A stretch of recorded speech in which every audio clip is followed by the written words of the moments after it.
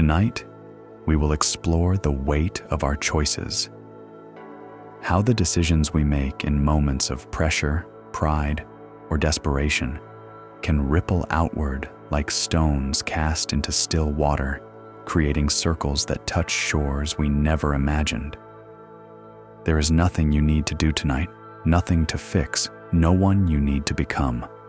Simply rest here and let these ancient stories carry you towards sleep.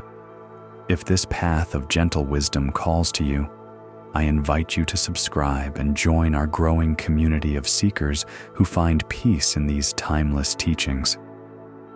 We will walk together through villages where people face the same struggles that touch every human heart: the pull between patience and haste, the weight of expectations, the cost of pride, and the unexpected gifts hidden within our failures.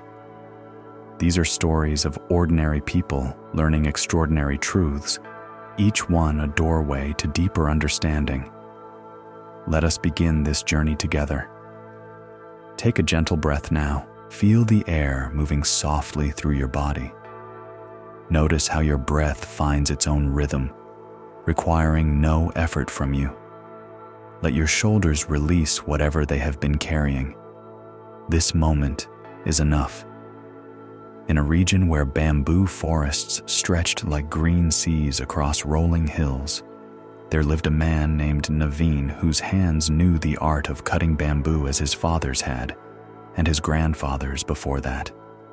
The morning mist would rise from the groves as Naveen walked the familiar paths, his sharp knife gleaming in the early light, his practiced eye scanning the tall stalks that swayed in the mountain breeze. For generations, his family had known the secret timing of bamboo, how the young shoots reached skyward with desperate urgency, their walls thin and eager, while the mature stalks stood patient and strong, their fibers dense with the wisdom of seasons. The old cutters would say, "Bamboo teaches you to wait. Rush the cutting, ruin the wood." But Naveen had grown restless with waiting. Each morning he watched his competitor, an older man named Chen, who worked the grove on the neighboring hillside. Chen moved slowly, almost meditatively, through his bamboo forest, touching each stalk, listening to the sound it made when tapped, sometimes walking away from perfectly good-looking bamboo because, he would say, "Not yet, not ready." This patience had begun to irritate Naveen beyond measure. While Chen waited, Naveen could see money growing in the forest. The young bamboo looked so promising, so full of potential. The market in the valley below always needed bamboo, for construction, for crafts, for the 1,000 uses that kept the village economy flowing like water through irrigation channels. "Why wait?"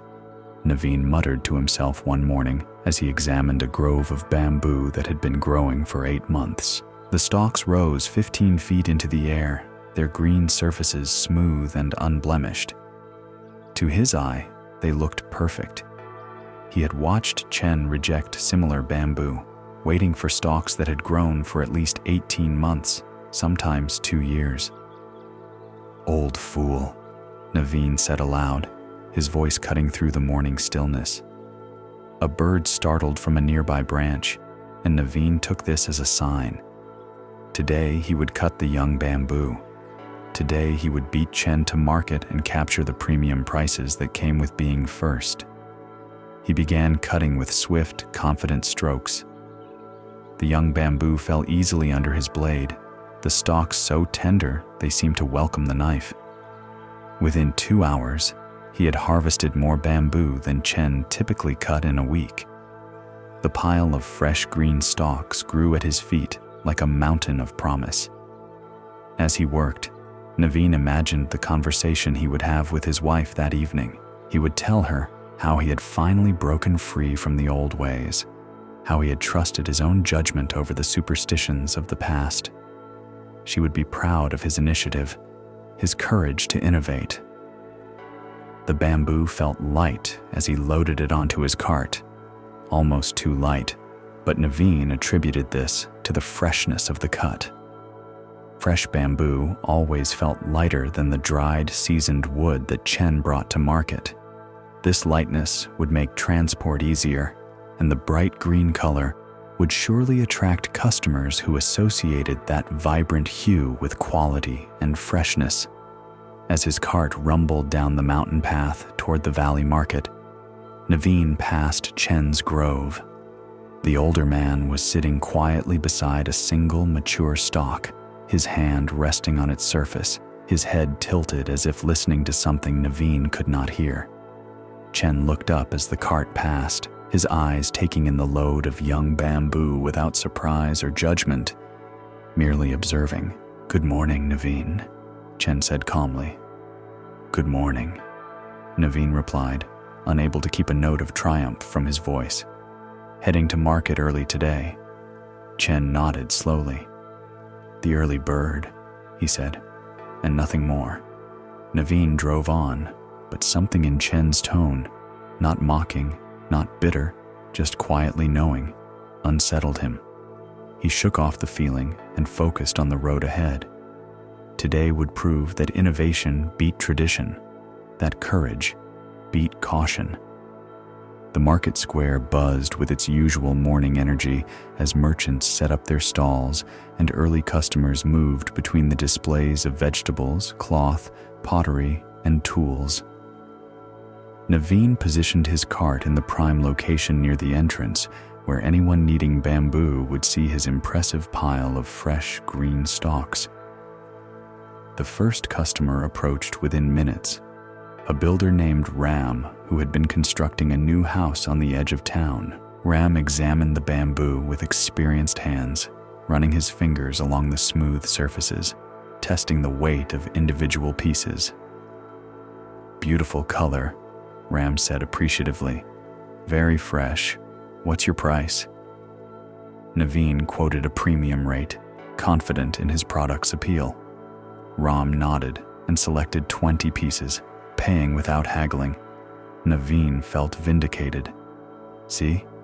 The market rewarded freshness, not the superstitious waiting that Chen practiced. But as Ram loaded the bamboo onto his own cart, Naveen noticed something that made his stomach tighten with the first whisper of unease. One of the pieces that Ram had selected showed a hairline crack running along its length. Just a small crack, barely visible, probably caused by the jostling during transport. "That piece has a small crack," Naveen pointed out honestly. "Let me give you a different one." Ram examined the crack, frowning slightly. Well, it's just a small one. Should be fine for interior work." But his voice carried less certainty than it had moments before. As the morning progressed, more customers came to examine Naveen's bamboo. The bright green color continued to attract attention, but Naveen began to notice that many buyers spent longer examining his bamboo than they typically did with Chen's. They tapped it, bent it slightly, held pieces up to the light as if looking for something. A furniture maker named Priya selected several pieces, then put them back, then selected them again. "They're very green," she said, more to herself than to Naveen. "Fresh cut this morning," Naveen said proudly. Priya nodded but looked uncertain. "I usually prefer bamboo that's been aged a bit. These feel..." She paused, searching for the word. "Soft. Soft bamboo is easier to work with," Naveen offered, though he wasn't entirely sure this was true. Priya bought 3 pieces, but declined to purchase the larger quantity she had originally intended. As she walked away, Naveen heard her muttering to her companion about coming back later in the week to see what else might be available. By midday, Naveen had sold about half of his bamboo, good sales by any measure, but not the triumphant morning he had envisioned. More troubling were the small details he kept noticing. The way some pieces felt when he lifted them, as if they were becoming even lighter as the day progressed. The sound they made when tapped which seemed to be changing from the bright ring of healthy bamboo to something more hollow and dull. He was examining one piece more closely when he heard the familiar squeak of Chen's cartwheels. The older man arrived at his usual time, his cart loaded with perhaps a dozen mature bamboo stalks. The bamboo in Chen's cart looked different from Naveen's, darker, with a slightly golden tinge to the green, and somehow more solid, more present. Chen set up his stall at the far end of the market square, without any of the positioning strategy that Naveen had employed. Within minutes, customers began gravitating toward Chen's display. Naveen watched as the same furniture maker, who had hesitated over his bamboo, immediately selected 6 pieces from Chen's supply without any of the careful examination she had performed at Naveen's stall. A contractor named Sunil, who had passed by Naveen's stall earlier in the day, went straight to Chen and began loading piece after piece of the older bamboo onto his cart. Naveen could hear fragments of their conversation across the square. Building a roof frame. Need it to last through the monsoons. Yes, I'll take 12 pieces. Premium price is fine for this quality. Naveen felt heat rise in his chest.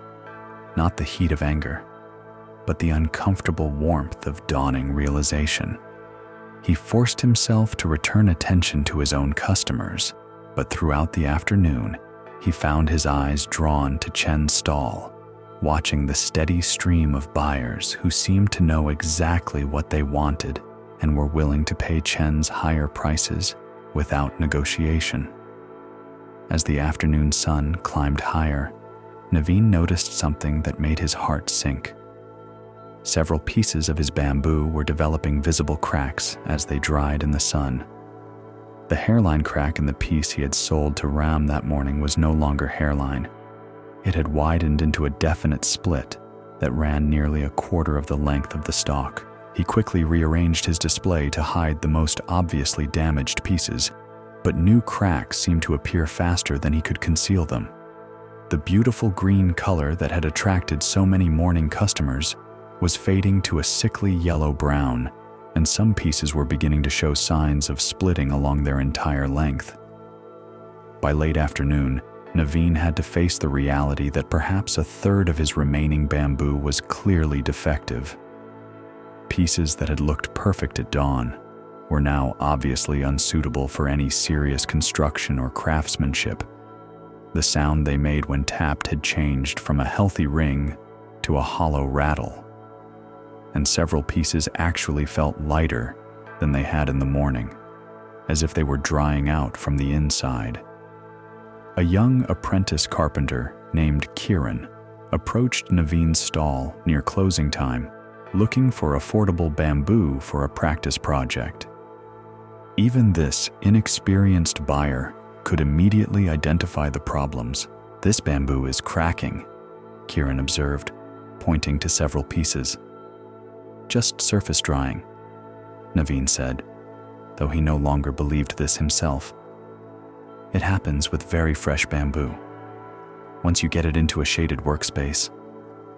Kiran picked up one of the less damaged pieces and examined it carefully. As he held it, a crack appeared along its surface with an audible sound, a soft pop like a bubble bursting. "I think I'll wait and see what's available tomorrow," Kiran said politely, setting the piece down carefully as if it might disintegrate completely. As the market day ended, Naveen loaded his remaining bamboo back onto his cart with growing desperation. More than half of his harvest was now clearly unusable, and even the pieces that looked intact felt suspect. The bamboo that had seemed like such a treasure that morning now felt like cargo he couldn't wait to unload. Chen appeared beside Naveen's cart as he finished securing the damaged bamboo with rope. The older man had sold every piece of his bamboo and was preparing to head home with an empty cart, and, Naveen assumed, a full purse. "Difficult day?" Chen asked gently. Naveen wanted to lie, to maintain the pretense that his innovation had been successful, but the evidence was too obvious. "The bamboo is not performing as I expected." Chen nodded thoughtfully. He reached out and touched one of the cracked pieces with the same careful attention Naveen had seen him give to the growing stalks in the forest. "Young bamboo," Chen observed. 8 months? 8.5, Naveen admitted. "Beautiful bamboo," Chen said, and his voice carried no mockery. "In another year, this would have been extraordinary bamboo. The growth pattern is excellent, the natural straightness very good. You have a fine eye for selecting which stalks to harvest." Despite everything, Naveen felt a small warmth at this praise. "Then why?" Chen was quiet for a long moment, his hand still resting on the damaged bamboo. When he spoke, his voice carried the patience of someone who had learned hard lessons and wanted to spare others the same pain. "Bamboo is like a person growing strong," Chen said finally. "You can see the potential very early, the good bones, the natural grace, the promise of what could be. But potential is not the same as readiness. A young person might look ready to carry heavy responsibilities, but if you load them too early, they break under weight.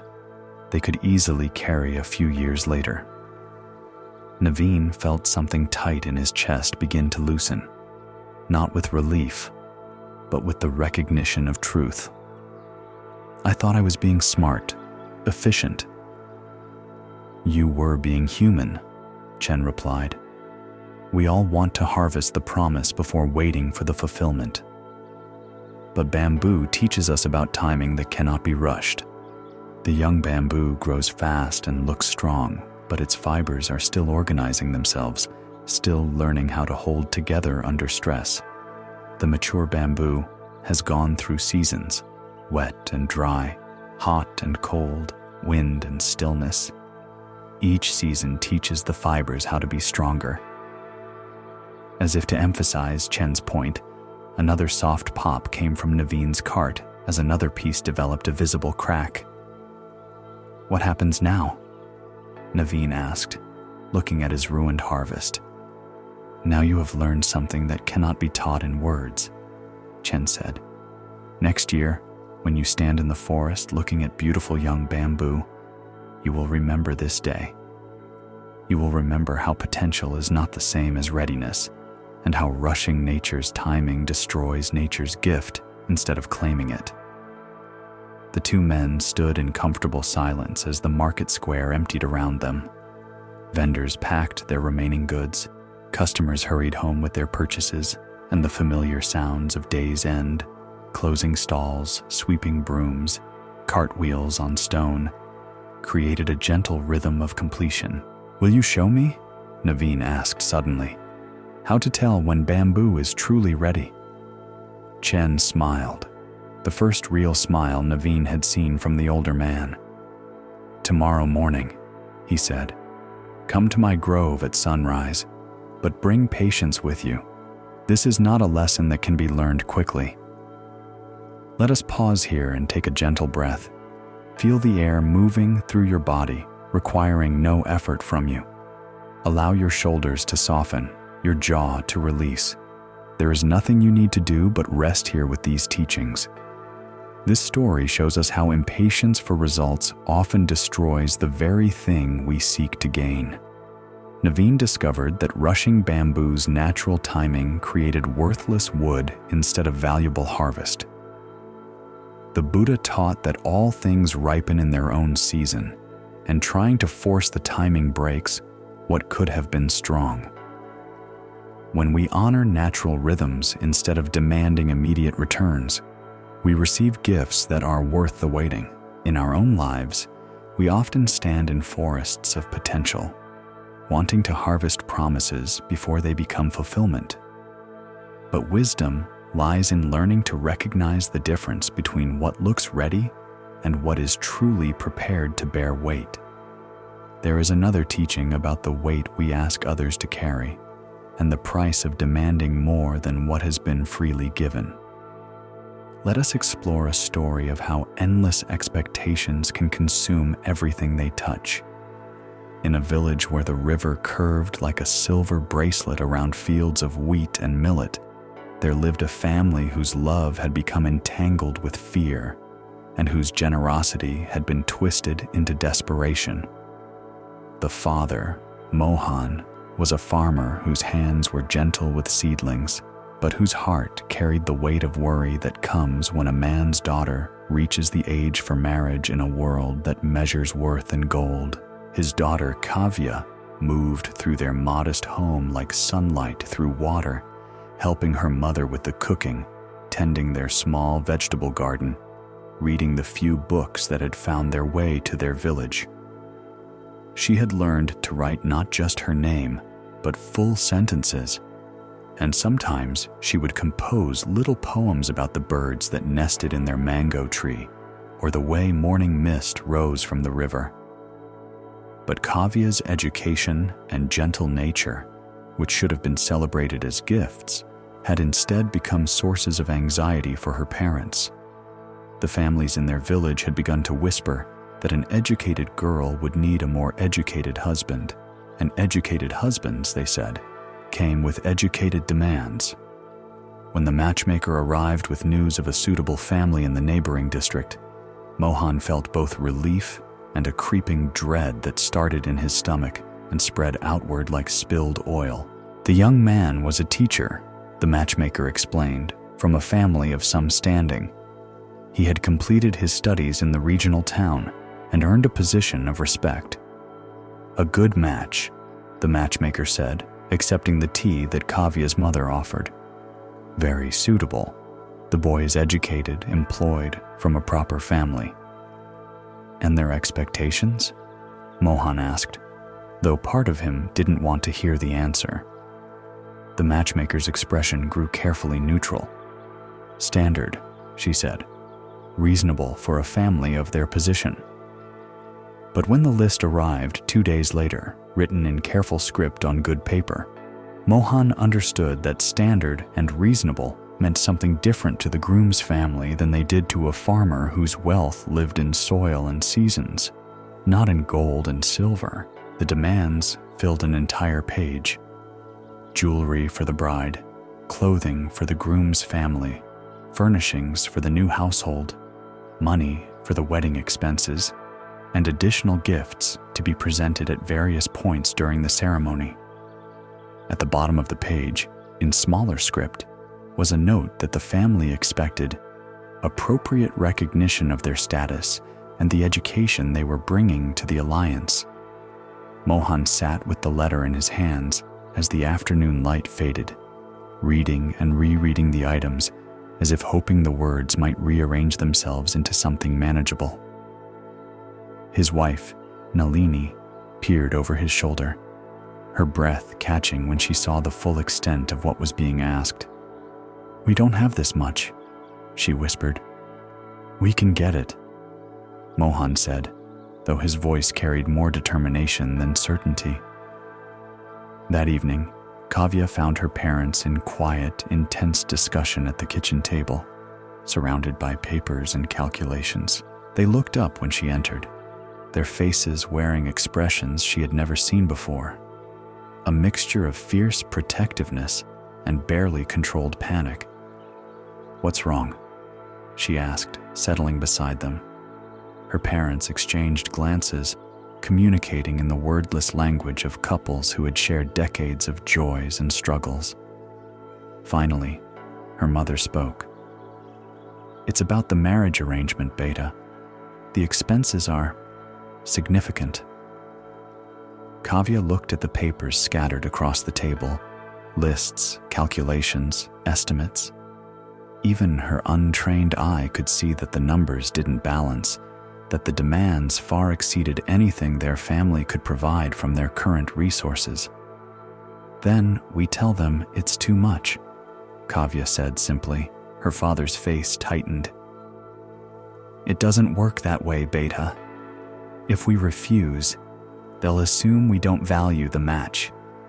Word will spread that we rejected a good proposal over money. it will be harder to find another suitable family. But if we can't afford it, we'll find a way, Mohan said with finality. You deserve a good husband from a good family. We'll find a way. Over the following weeks, Kavya watched her parents transform from people who lived comfortably within their means into people consumed by the desperate mathematics of insufficient resources. They sold things she hadn't even realized they were considering.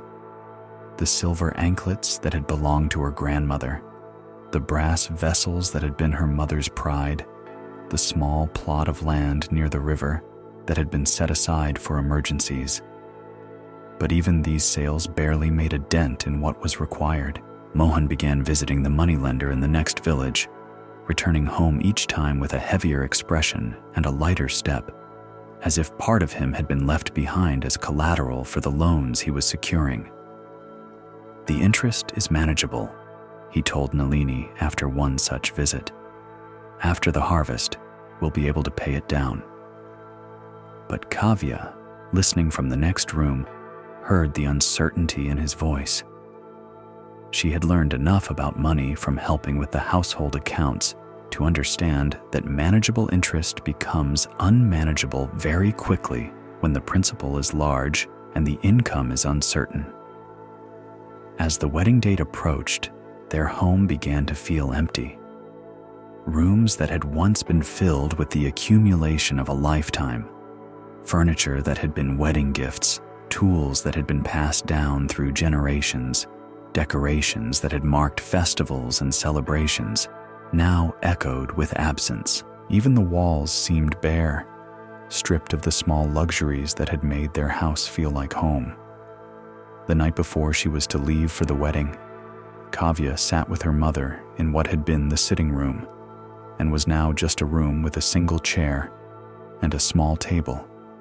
Her mother was finishing the embroidery on the last of the wedding garments, her fingers moving by lamplight over silk that had cost more than their family typically spent in 3 months.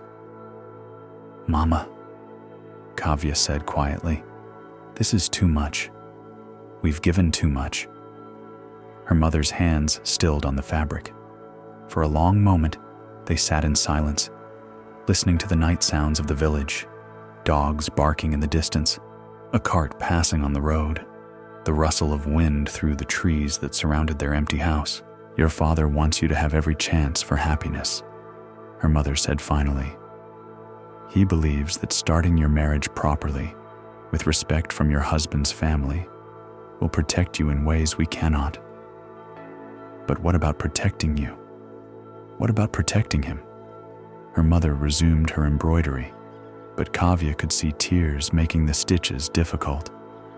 When you love someone, you want to give them the world. Sometimes you forget that you are not the world's owner, only its borrower. The wedding proceeded with all the ceremony that the groom's family had demanded. Kavya moved through the rituals in a haze of silk and gold, acutely aware of every piece of jewelry, every garment, every decoration that represented another piece of her family's security transformed into display.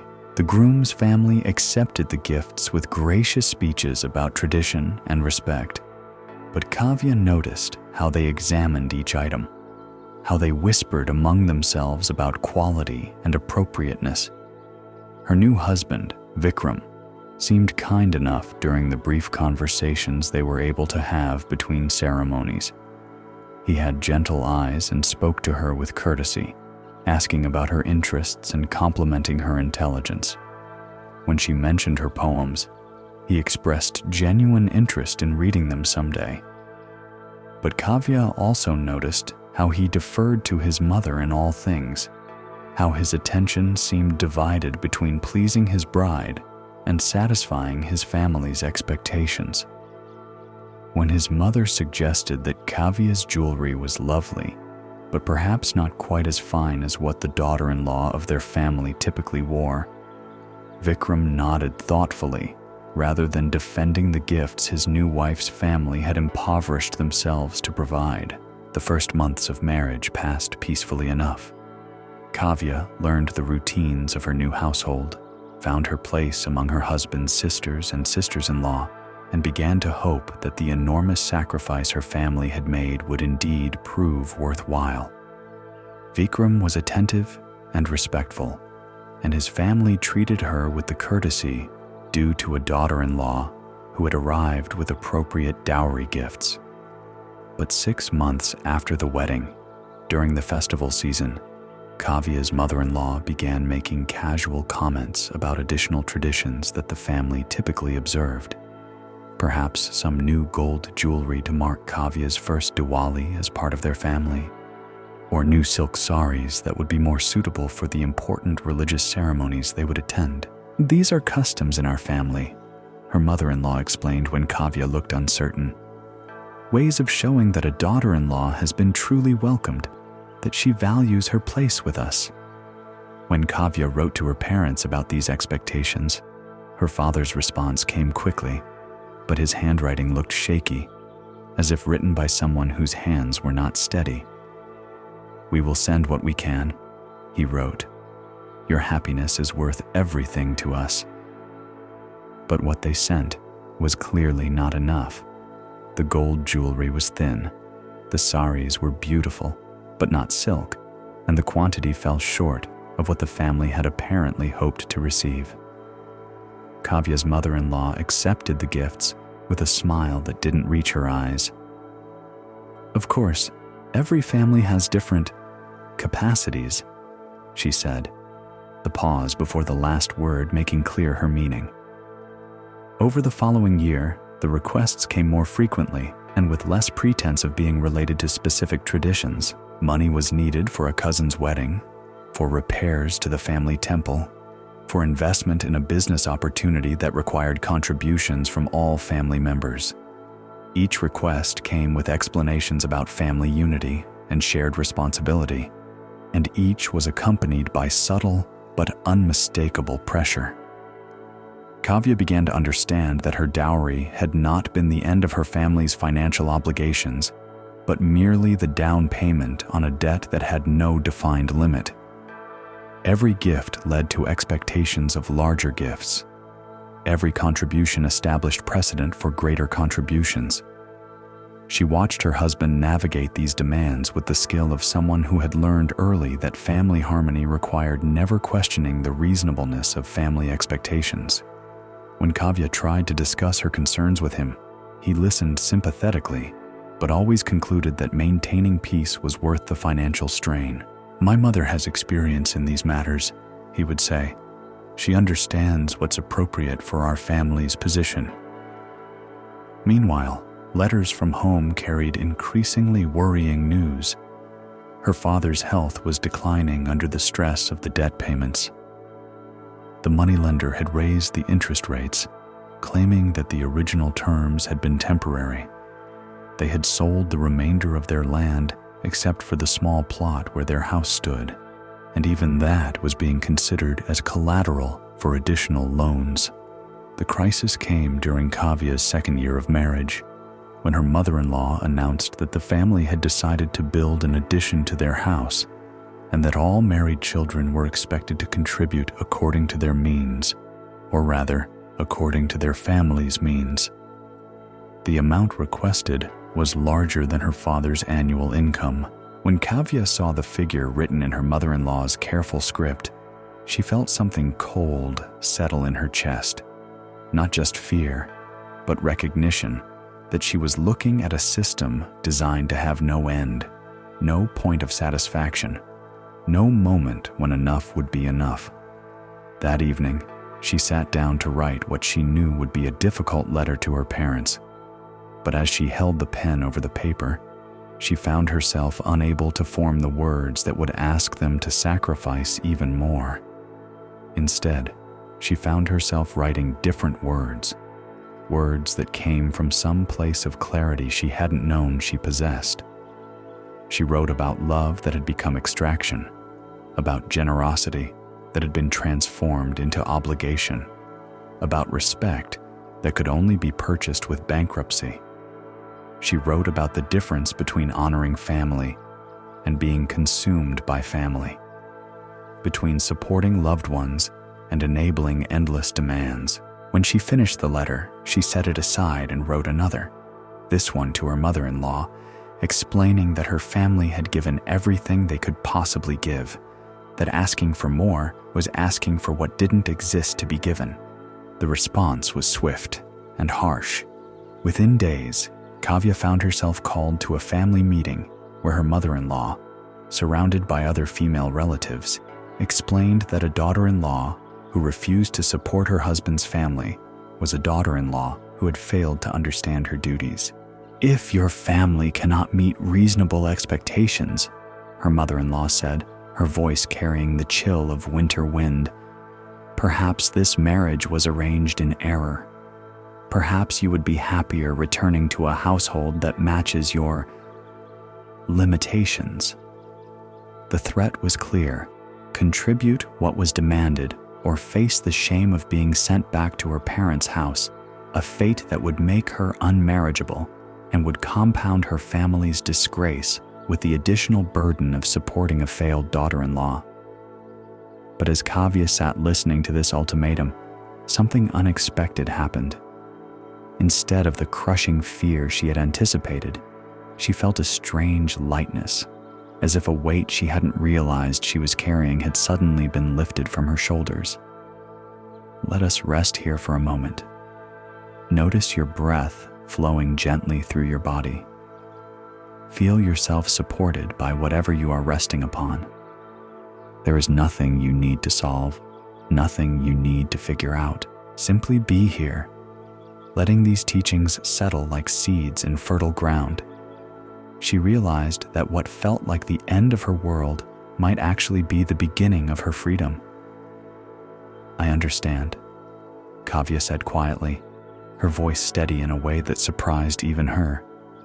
"You're right, that this marriage may have been arranged in error, but not because my family has limitations, because we fail to understand that no amount of giving would ever be enough." The room fell silent. Her mother-in-law's eyes narrowed, clearly not having expected this response. "You see," Kavya continued, rising from her seated position, "I have been watching this pattern for 2 years now. Every gift leads to expectations of larger gifts. Every contribution becomes proof that more contributions are possible. There is no finish line in this race, no point where anyone says, 'Enough, this family has proven their respect and commitment.' There is only more." Her sister-in-law shifted uncomfortably. Her mother-in-law's face had grown very still. "My father is destroying his health, working to pay debts he took to satisfy demands that had no natural end. My mother has sold everything that connected her to her own mother's memory. They have given not just what they could afford, but what they could not afford. And now you ask for what doesn't exist to be given." Kavya moved toward the door, then turned back to face the women who had defined her life for the past 2 years. "This is not about my family's limitations," she said. "This is about learning the difference between generous giving and endless extraction. And I choose not to be part of a system that eats families alive in the name of tradition." The weeks that followed were difficult in ways Kavya had anticipated and surprising in ways she had not. Her husband pleaded with her to reconsider, promising to speak with his mother about reducing the expectations. His mother alternated between fury and wounded bewilderment, claiming that no daughter-in-law had ever spoken to her with such disrespect. But what surprised Kavya was how many people in the village began to seek her out for quiet conversations. Women who had heard about her confrontation came to share their own stories of families bankrupted by dowry demands that never ended, of marriages that had become elaborate extraction systems disguised as traditions. "My sister's husband's family has been asking for money every few months for 5 years, confided one woman. First, it was for his brother's education, then his sister's marriage, then investments, then emergencies. Now they say she needs to prove her continuing commitment to the family by helping buy land. "My cousin returned to her parents' house last year," whispered another. "Not because she wanted to, but because her in-laws' demands had driven her father so deep into debt that he was talking about selling their house. She said enough was enough."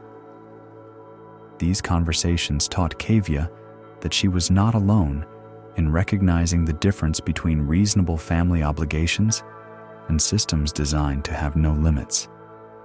She began to understand that what she had experienced was not an isolated case of one greedy family, but a widespread pattern that trapped both givers and receivers in cycles of ever-increasing demand.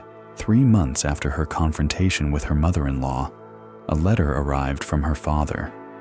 His handwriting was steadier than it had been in months, and his words carried a tone she hadn't heard in years. "Beta," he wrote, "your mother and I have been thinking about what you wrote, about the difference between supporting family and feeding systems that have no end. We realize we have been so afraid of not doing enough for you that we forgot to ask whether what we were doing was actually helping you or just enabling demands that would never be satisfied. We have decided to stop borrowing money to meet expectations that have no natural limit. We will pay back what we owe, but we will not take on new debt to satisfy new demands. If this means they send you home to us, then we will welcome you with joy. You are our daughter, not a payment plan." When Kavya showed this letter to her husband, she watched his face cycle through confusion, concern, and finally something that looked like relief. "What does this mean for us?" he asked. "It means we can choose," Kavya said. "We can build a marriage based on what we actually have instead of one based on what others think we should have. We can choose whether we want to be partners supporting each other or participants in a system that consumes families." Vikram was quiet for a long time. When he finally spoke, his voice carried the weight of someone admitting a truth he had been avoiding. "I have watched my mother's demands grow larger every year since I was a child. Each of my brother's wives went through this same pattern. I told myself it was normal, that this was how families worked. But watching what it has done to your parents..." He paused, looking at his hands. "I don't want to be part of destroying people in the name of loving them." The resolution came slowly, through conversations that stretched across weeks and involved not just Kavya and Vikram, but his entire family. It was Vikram's younger sister who finally spoke the truth that everyone had been avoiding. "Mama," she said during one particularly tense family meeting, "if we need money, we should earn it ourselves. If we can't afford something, we should live without it. Making daughters-in-law's families pay for our wants is not tradition, it's extraction." The mother's response was swift and angry. "You don't understand how families work. You don't understand the investments that go into raising sons, the expenses of maintaining a household's reputation. I understand that we have turned marriage into a business transaction," the sister replied. "I understand that when my time comes to marry, some other family will do to my parents what we have been doing to others' parents, and I don't want to be part of that cycle."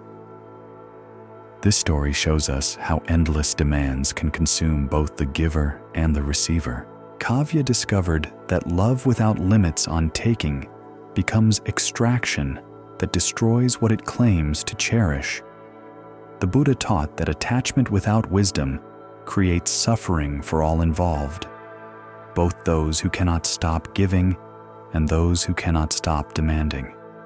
When we learn to recognize the difference between genuine need and endless want, we free ourselves and others from cycles that serve no one. In our own lives, we may find ourselves caught in patterns where generosity has become obligation, where love has become leverage, where supporting others has become enabling systems that have no natural end. true compassion sometimes requires setting boundaries, saying enough, choosing sustainability over endless sacrifice. Let your breath deepen now. Feel your body resting, supported without effort. Allow whatever tension you've been holding to soften. This moment asks nothing of you but your presence. There is another teaching about the price of forcing outcomes through will alone, and how the hardest-won victories sometimes cost more than defeat. Let us explore a story of strength that became its own prison.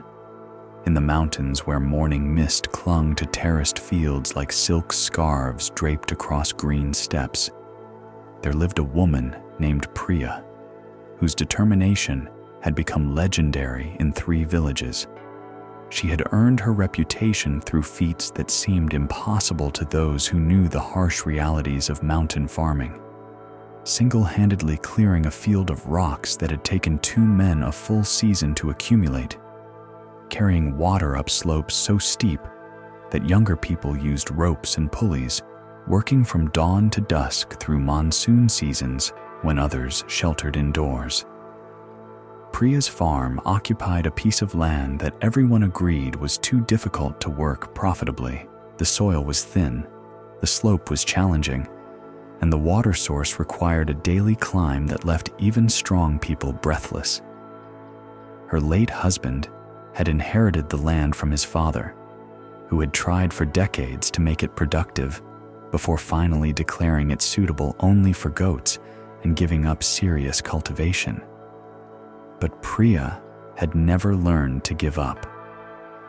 When her husband died suddenly, leaving her with 2 young children and debts that exceeded anything their meager harvests could repay, the village elders had quietly assumed she would sell the land and move to the valley to find work as a laborer or domestic servant.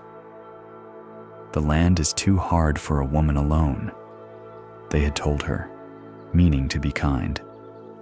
There's no shame in admitting when something is beyond your strength.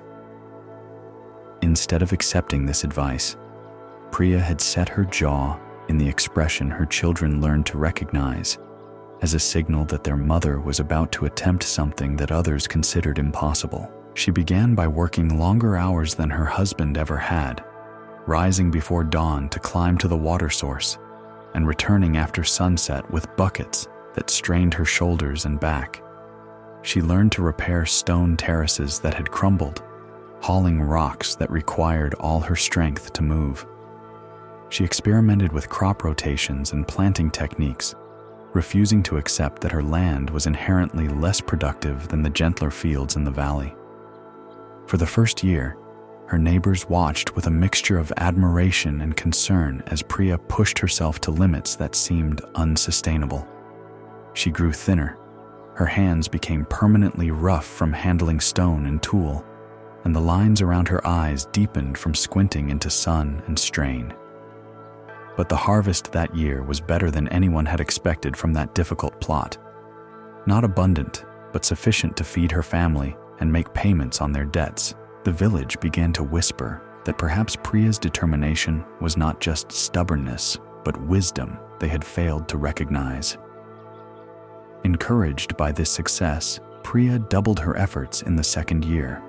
She expanded her cultivated area, cleared additional terraces, and established new water channels that required her to carry stones up slopes that winded younger, stronger people. She worked through illnesses that would have sent others to bed for weeks, convinced that any pause in her efforts would allow the land to revert to its natural stubbornness. Her children, now old enough to help significantly, became extensions of her will. They learned to carry loads that tested their young backs, to work in weather that other families considered too harsh for outdoor labor, to accept that their mother's vision of what was possible took precedence over conventional limits. "Mama works harder than anyone," her daughter Mira would tell people, pride and concern mingling in her voice. "She can do anything she decides to do." And indeed, the results seemed to prove this faith justified. Each year, Priya's harvests exceeded the previous year's totals. Each season, she found new ways to extract productivity from land that had defeated previous generations. Her success became a source of inspiration to others who faced seemingly impossible challenges. But Priya's relationship with her own success was complicated. Each victory seemed to raise the stakes for the next season. Each harvest that exceeded expectations became the minimum standard for the following year. She found herself caught in a cycle where she had to work harder each season just to maintain the progress she had already achieved. The land, pushed beyond its natural capacity, began to show signs of strain. Soil that had been thin but stable started to erode more quickly. Plants that had responded well to intensive cultivation in the first years began to show stress from overworking. The water source, drained more heavily than ever before in its history, ran lower during dry seasons. But Priya interpreted these signs not as warnings to moderate her approach, but as challenges that required even greater effort to overcome. She began working by moonlight when daylight hours proved insufficient. She carried larger loads when smaller ones failed to meet her expanding goals. She pushed through exhaustion that left her trembling, but still determined to complete whatever task she had assigned herself. Her children grew strong from the work, but they also grew quiet in ways that worried their teachers and neighbors. They had learned to gauge their mother's mood by the speed of her movements, to anticipate her needs before she voiced them, to accept without question that family life revolved around the demands of land that never seemed satisfied, no matter how much effort was poured into it. During Priya's 5th year of intensive cultivation, a traveling monk passed through their village and was invited to stay the night at various homes. When he reached Priya's house, he found her working by lamplight, repairing tools that had broken during the day's labor, while her children prepared the evening meal and completed their own assigned tasks. The monk accepted her hospitality with gratitude, sharing the simple meal and listening as Priya described her methods for maximizing productivity from difficult land. He nodded thoughtfully as she explained her innovations, her strategies for overcoming natural limitations, her plans for expanding cultivation to areas that others had deemed impossible to work. "You have achieved remarkable things," the monk said when she finished her account. "Your determination has transformed what others saw as failure into clear success." Priya felt the warm satisfaction of recognition from someone who understood the scope of her accomplishments. "It requires constant effort," she said. "You cannot let the land rest or it reverts to wildness. You cannot accept limitations or they become excuses for giving up." "And you find this effort sustainable?" the monk asked gently. The question caught Priya off guard. Sustainability was not a framework she had considered. Her focus had been on what was possible, what could be achieved, what problems could be solved through sufficient application of will and work. "I find it necessary," she said finally. The monk nodded slowly. He looked around the room, taking in the tools that needed repair, the ledgers that tracked every expense and return, the children who moved with the quiet efficiency of people who had learned that household peace required meeting someone else's exacting standards. "May I ask," the monk said, "what you are working toward? What will signal that your efforts have achieved their purpose?" Again, Priya found herself without a ready answer. She had been so focused on the mechanics of year-over-year improvement that she had never defined what success would look like in final terms. "I suppose," she began, then stopped. "I suppose I want to prove that this land can support a family, that what others saw as impossible was simply difficult." "And have you not already proven that?" Priya looked around her home, modest but secure, filled with the fruits of harvests that had exceeded everyone's expectations, including her own. Her children were healthy, well-fed, and receiving education that would give them opportunities she had never had. The debts that had once threatened their survival were paid in full. "I suppose I have," she admitted. "Then what drives the continued intensification? The expanding goals, the longer hours, the greater loads?" Priya sat in silence for a long moment. When she spoke, her voice carried a recognition that felt both relieving and frightening. "I think I no longer remember how to stop," she said. "I think I have become afraid that if I work less intensively, everything I've built will disappear. I think I have confused motion with progress, effort with achievement." The monk leaned forward slightly. "There is a difference between working with the land and fighting against it, between persistence and exhaustion, between proving what is possible and becoming trapped by your own success." That night, Priya lay awake thinking about the monk's questions. For the first time in years, she tried to imagine what her life would look like if she worked at a pace that could be maintained indefinitely, if she accepted the land's natural rhythms instead of constantly pushing against them, if she defined success by sustainability rather than maximum output. The image that came to her mind was not one of failure or limitation, but of breathing room, space for rest, for reflection, for enjoying what she had already achieved. Time to teach her children skills beyond endurance, patience beyond determination. Over the following months, Priya began an experiment that felt more frightening than any of her previous challenges.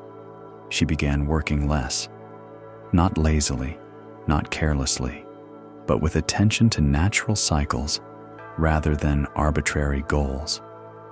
She allowed some terraces to rest during seasons when they showed signs of depletion. She carried smaller loads more frequently instead of maximum loads that strained her body past its capacity for recovery. The immediate results were exactly what she had feared.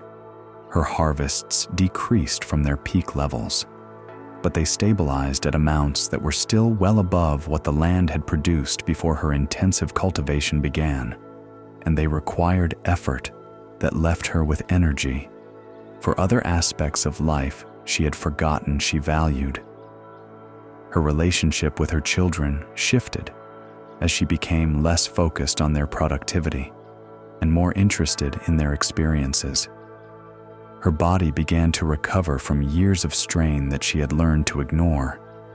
Her sleep improved when she was no longer planning tomorrow's work, until exhaustion forced unconsciousness. Most surprisingly, her relationship with the land itself changed. Instead of seeing it as an opponent to be conquered through superior force, she began to notice its natural rhythms, its seasonal variations, its responses to different types of care. She discovered that working with these patterns rather than against them often produced better results with less effort. When the monk returned to their village the following year, he found Priya working in her garden at a pace that looked almost meditative. Her movements were efficient but unhurried, her attention focused but not strained. "How goes your experiment with sustainability?" he asked. Priya straightened, wiping soil from her hands with a cloth. She looked older than she had the year before, but also more rested, more present in her own skin. "I am learning the difference between strength and force," she said, "between determination and compulsion, between proving what is possible and becoming trapped by my own capabilities." She gestured toward her fields, which looked productive but not stressed, well-tended but not overmanaged. "The land is teaching me that maximum output and optimal output are not the same thing," she continued, "that sustainability requires working with natural limits rather than constantly pushing against them. The monk smiled. "And your children?" Priya's expression softened. "They are learning that effort and exhaustion are not synonymous, that achievement and addiction to achievement are different things, that rest is not weakness, but wisdom. Take a gentle breath now. Let your shoulders release whatever burden they have been carrying. Notice how your body knows how to rest without effort from you. Allow yourself to simply be here, supported and still." This story shows us how strength without wisdom can become its own form of bondage.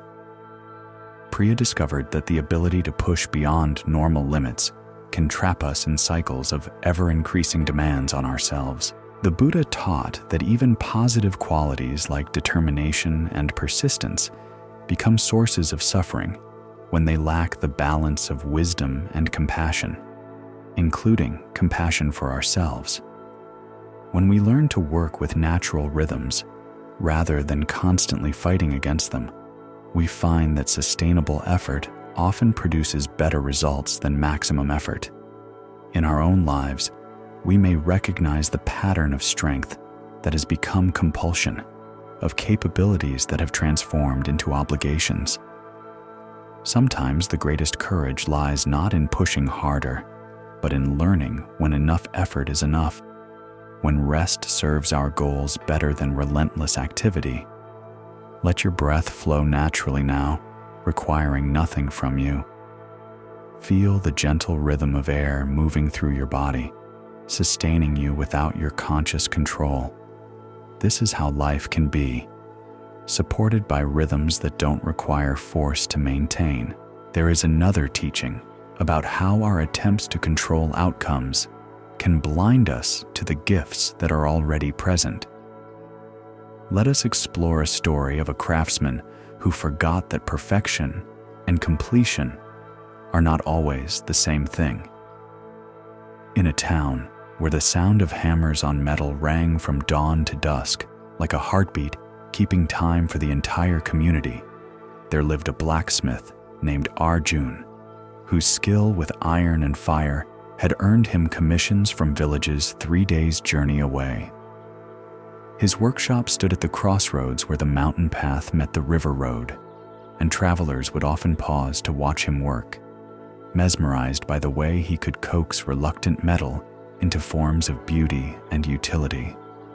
Arjun had learned his craft from his father, who had learned from his father before him, in an unbroken line of smiths whose techniques had been refined across generations like river stones polished smooth by countless seasons of flowing water.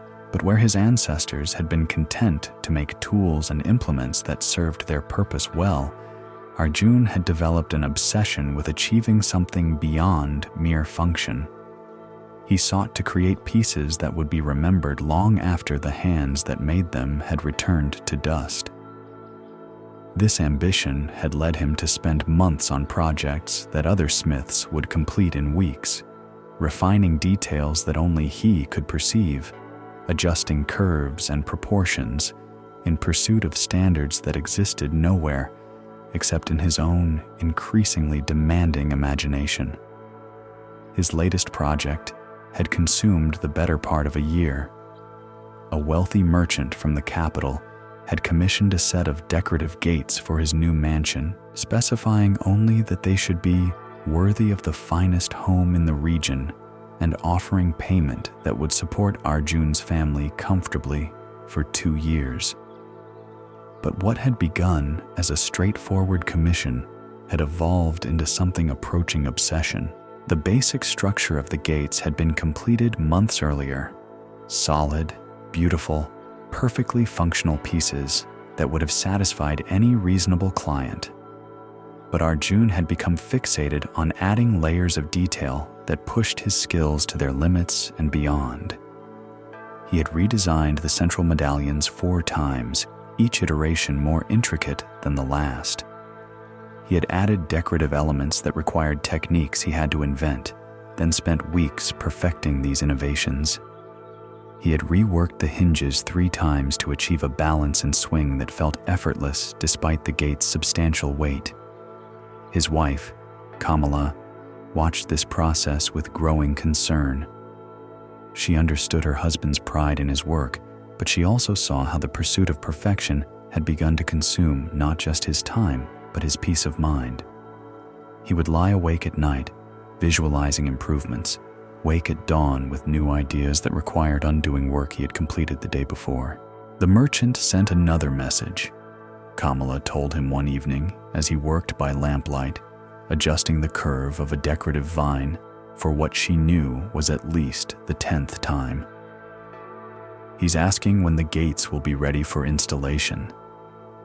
Arjun didn't look up from his work. When they're finished.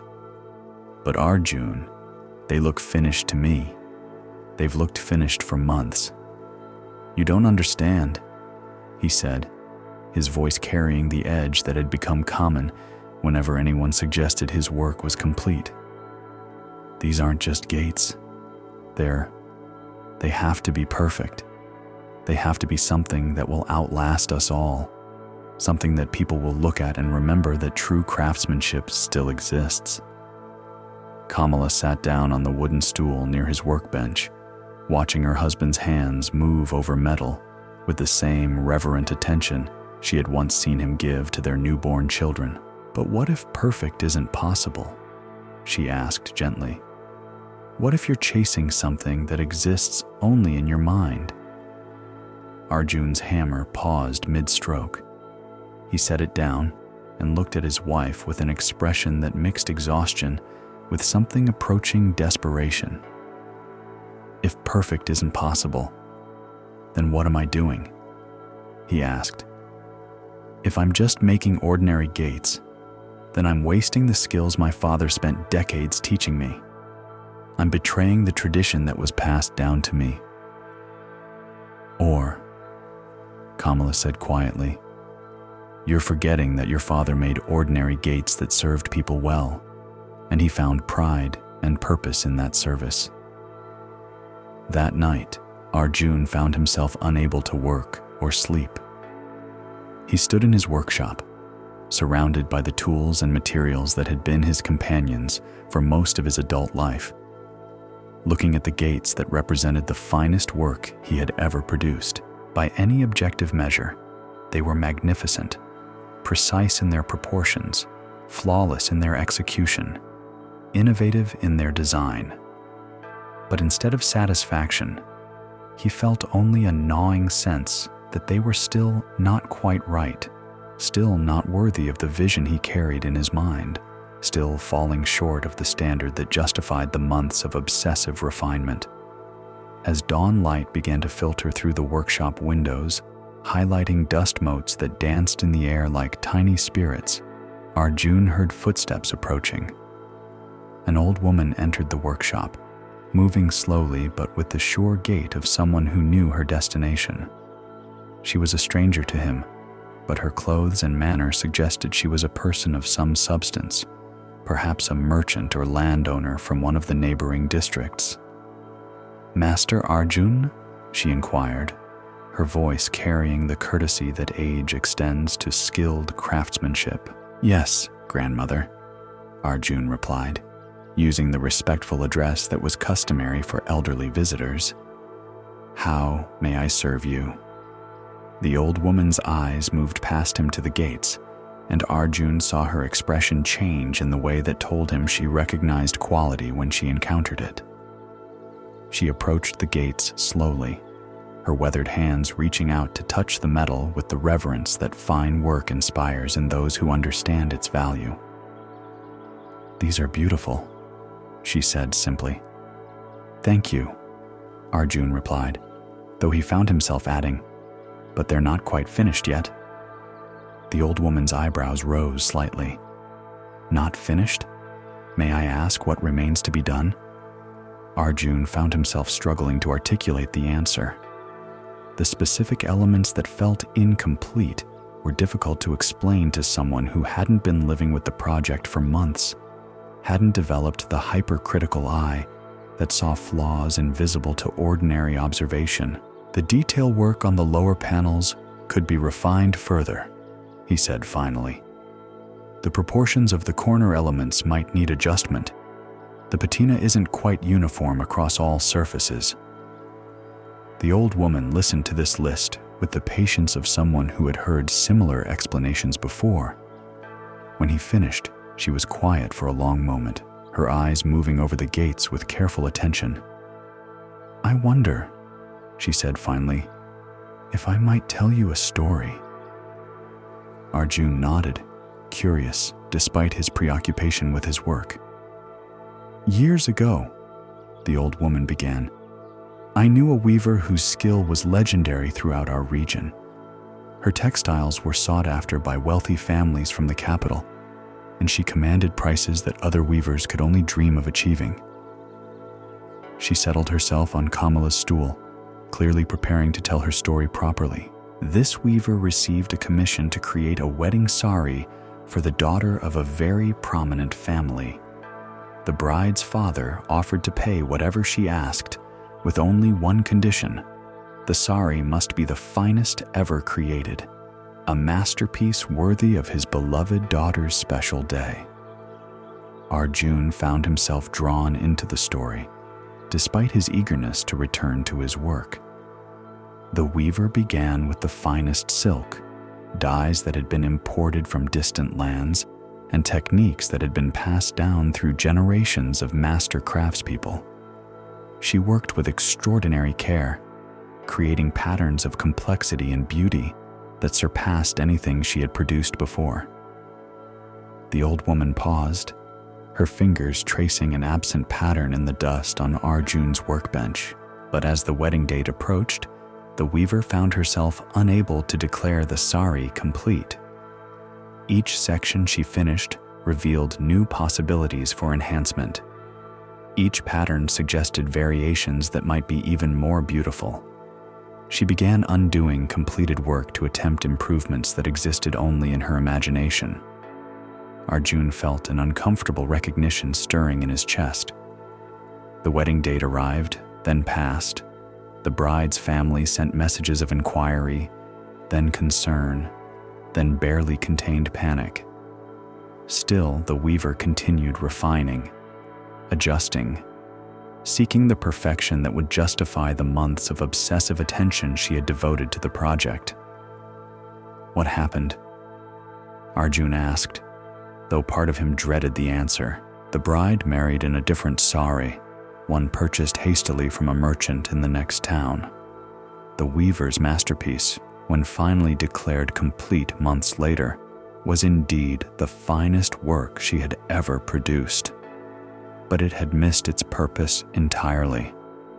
Its perfection was meaningless because it could no longer serve the need it had been created to meet.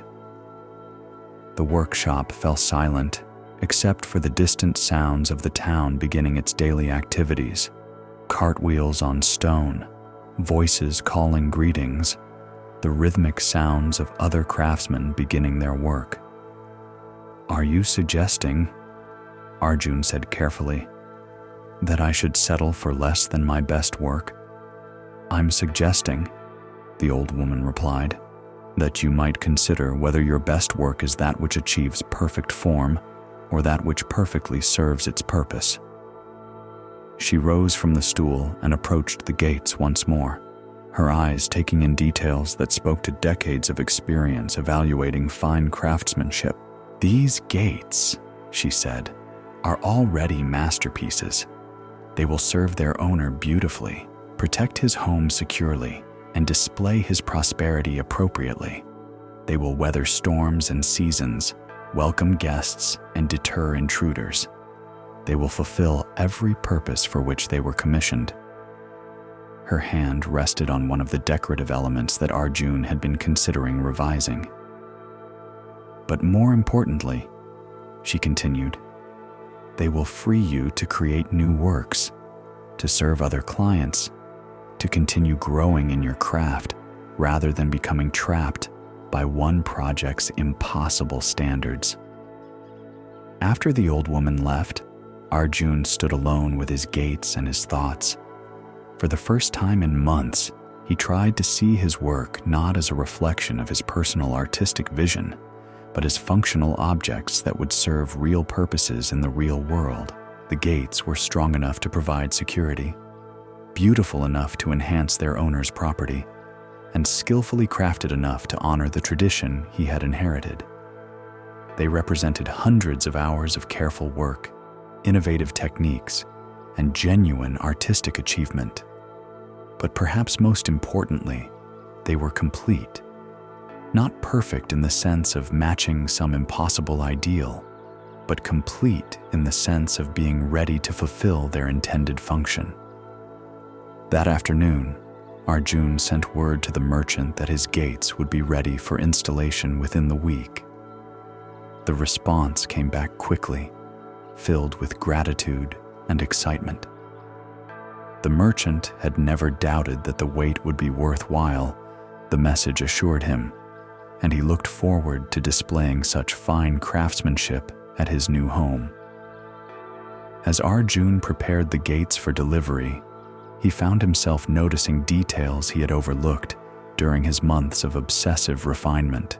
The way afternoon light caught the curved surfaces and created patterns of shadow and brightness. The satisfying weight of the metal under his hands, speaking to the strength and durability that would serve the owner for decades. The smooth operation of the hinges, which swung the heavy gates with an ease that would surprise first-time users. These were not the elements he had been fixating on during his pursuit of perfection, but they were the qualities that would matter most to the people who would interact with his work every day. When the gates were finally installed at the merchant's mansion, Arjun was surprised by his own response to seeing them in their intended setting. Instead of the critical eye that had dominated his perspective for months, he found himself appreciating how well the gates suited their environment, how naturally they seemed to belong in their new home. The merchant's delight was obvious and infectious. He walked friends and neighbors through the opening and closing of the gates multiple times, pointing out details of craftsmanship with the pride of someone who recognized quality and was grateful to possess it. "Master Arjun," the merchant said as he made the final payment, "these gates exceed everything I had hoped for. They will be admired and appreciated for generations." Walking home that evening, Arjun reflected on the old woman's story and its application to his own experience. He had not compromised his standards or settled for inferior work. Instead, he had learned to recognize the difference between perfection as an abstract ideal and completion as a practical achievement. His gates were not perfect in the sense of matching some impossible standard that existed only in his imagination, but they were perfect for their purpose, complete in their function, and worthy of the tradition they continued. More importantly, he was free now to begin new projects, to serve other clients, to continue growing in his craft, rather than remaining frozen by the pursuit of unattainable ideals. Let us pause here and breathe together. Notice how your breath flows without your conscious control, finding its own perfect rhythm. Feel your body supported, requiring no effort from you to remain at rest. Allow yourself to simply be present with these teachings.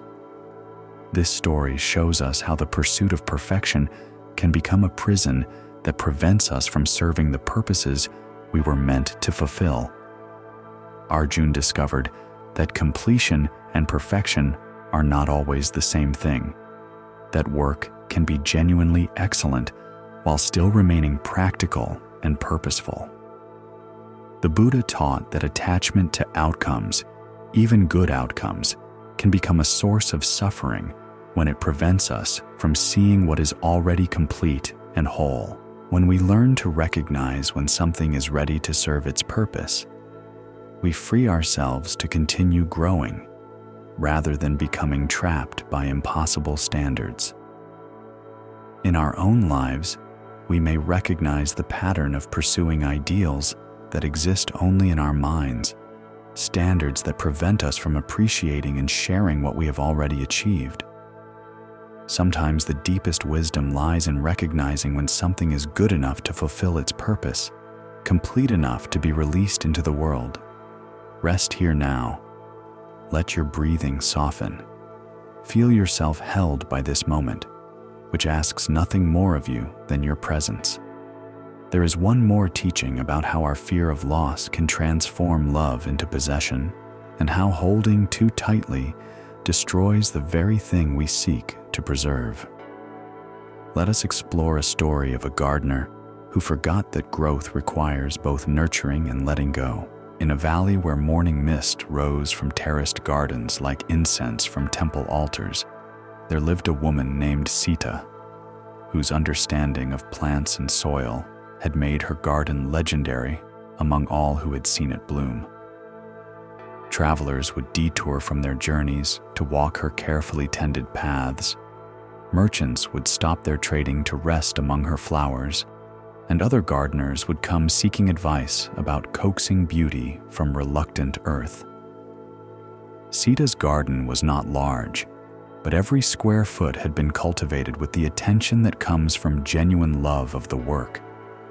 She knew each plant individually, its preferences for light and shade, its seasonal rhythms, its responses to different types of care. She could tell by touching soil whether it needed water, by looking at leaves whether a plant needed more nutrients, by the angle of a stem whether disease or pest was beginning to take hold. But Sita's relationship with her garden had begun to shift from nurturing to controlling, from caring to possessing. It started gradually, almost imperceptibly, as such changes often do. A prize rose that began showing signs of age found itself subjected to increasingly desperate treatments designed to restore its youthful vigor. Flowering vines that had reached their natural lifespan were propped up with elaborate support systems rather than being allowed to complete their cycles and make room for new growth. The change became more obvious when Sita's neighbor, an elderly man named Mohan, asked if he might have cuttings from some of her flowering shrubs to start his own small garden. Sita found herself hesitating, then declining, explaining that the plants were too delicate to withstand the stress of being propagated, too precious to risk on uncertain soil. "But Sita," Mohan said gently, "aren't these the same varieties you started from cuttings that others shared with you years ago?" Sita's face flushed with uncomfortable recognition. Indeed, her garden had begun with gifts from generous gardeners who had freely shared their most treasured plants. The prize rose that now consumed so much of her protective attention had grown from a cutting given to her by a woman whose own garden had since been claimed by age and infirmity. "These plants are different," Sita said, though she could hear the weakness in her own argument. "I've spent years developing them, improving their health, maximizing their potential. They're not the same as ordinary cuttings." Mohan nodded thoughtfully. "I understand your concern for their welfare. Perhaps you're right that they're too precious to share." But his tone carried a gentleness that made Sita realize how her words had sounded, how her care had transformed into possessiveness, her love into hoarding. Over the following months, Sita found herself becoming increasingly protective of every aspect of her garden. She stopped allowing casual visitors to walk the paths, worried that their presence might damage delicate plants or introduce diseases. She declined invitations to garden tours and plant exchanges, convinced that exposure to other gardens might somehow compromise the perfection she had achieved. Her plants, responding to this intensive management, began to show signs of stress that puzzled and alarmed her. The prize rose, despite receiving more attention than any plant in the valley, produced fewer blooms and seemed to struggle with problems that had never appeared during its years of more casual care. Flowering vines that had thrived under her earlier, lighter touch now seemed subdued, their colors less vibrant, their growth patterns constrained and unnatural. Most troubling was the overall atmosphere of the garden. Where it had once felt alive and welcoming, it now felt controlled and anxious, as if the plants themselves sensed their caretaker's fearful grip and were responding by withholding the very vitality she was so desperately trying to preserve. The crisis came during the monsoon season, when heavy rains and high humidity created conditions that would typically bring out the best in Sita's carefully tended plants. Instead of the explosion of growth and blooming that usually marked this season, her garden seemed to struggle, with many plants showing signs of fungal diseases and root rot that she had never encountered before. Sita responded with even more intensive interventions, daily applications of fungicides, elaborate drainage systems, protective coverings that shielded plants from the very moisture they needed to thrive. She worked from dawn to dusk, monitoring, adjusting, treating, preventing. But the more she tried to control every variable, the more her garden seemed to decline. One morning, as she knelt beside the prize rose applying yet another treatment for a condition she couldn't quite identify, she heard footsteps on the path behind her. She turned to see a young woman approaching, someone she didn't recognize, perhaps a traveler passing through the valley. "Excuse me," the woman said politely. "I've heard about your beautiful garden and wondered if I might walk through it. I'm traveling to my new home in the next district and would love to see what's possible in this climate." Sita's first instinct was to decline, to explain that the garden was closed to visitors during this delicate time when the plants needed all their energy for recovery. But something in the young woman's expression, eager, hopeful, genuinely appreciative, reminded Sita of her own younger self, hungry to learn from those who had mastered the art of growing things. "Of course," Sita heard herself saying, "though I should warn you that the garden isn't at its best right now. We've been having some challenges with the seasonal conditions." As they walked together along paths that Sita now saw through a visitor's eyes, she began to notice things that her anxiety had been preventing her from recognizing. Despite the problems she had been fixating on, much of the garden remained beautiful and healthy. The flowering vines she had been so worried about were actually producing abundant blooms, just not in exactly the locations and patterns she had expected. The shade garden she had been convinced was failing was lush and green, creating the cool, peaceful atmosphere that made this section so restorative. "This is incredible," the young woman said, pausing beside a section where wild ginger had naturalized among more formal plantings. "I love how you've let some areas develop their own character while maintaining the overall design." Sita looked at the area her guest was admiring. It was a section she had been planning to correct by removing the volunteer plants that had established themselves without her permission. But seeing it through fresh eyes, she realized that these unplanned additions actually enhanced the garden's natural beauty, creating a transition between cultivated and wild that felt both intentional and organic. "I used to worry about controlling every detail," Sita found herself saying, "but I'm beginning to think that some of the most beautiful effects come from allowing plants to follow their own instincts."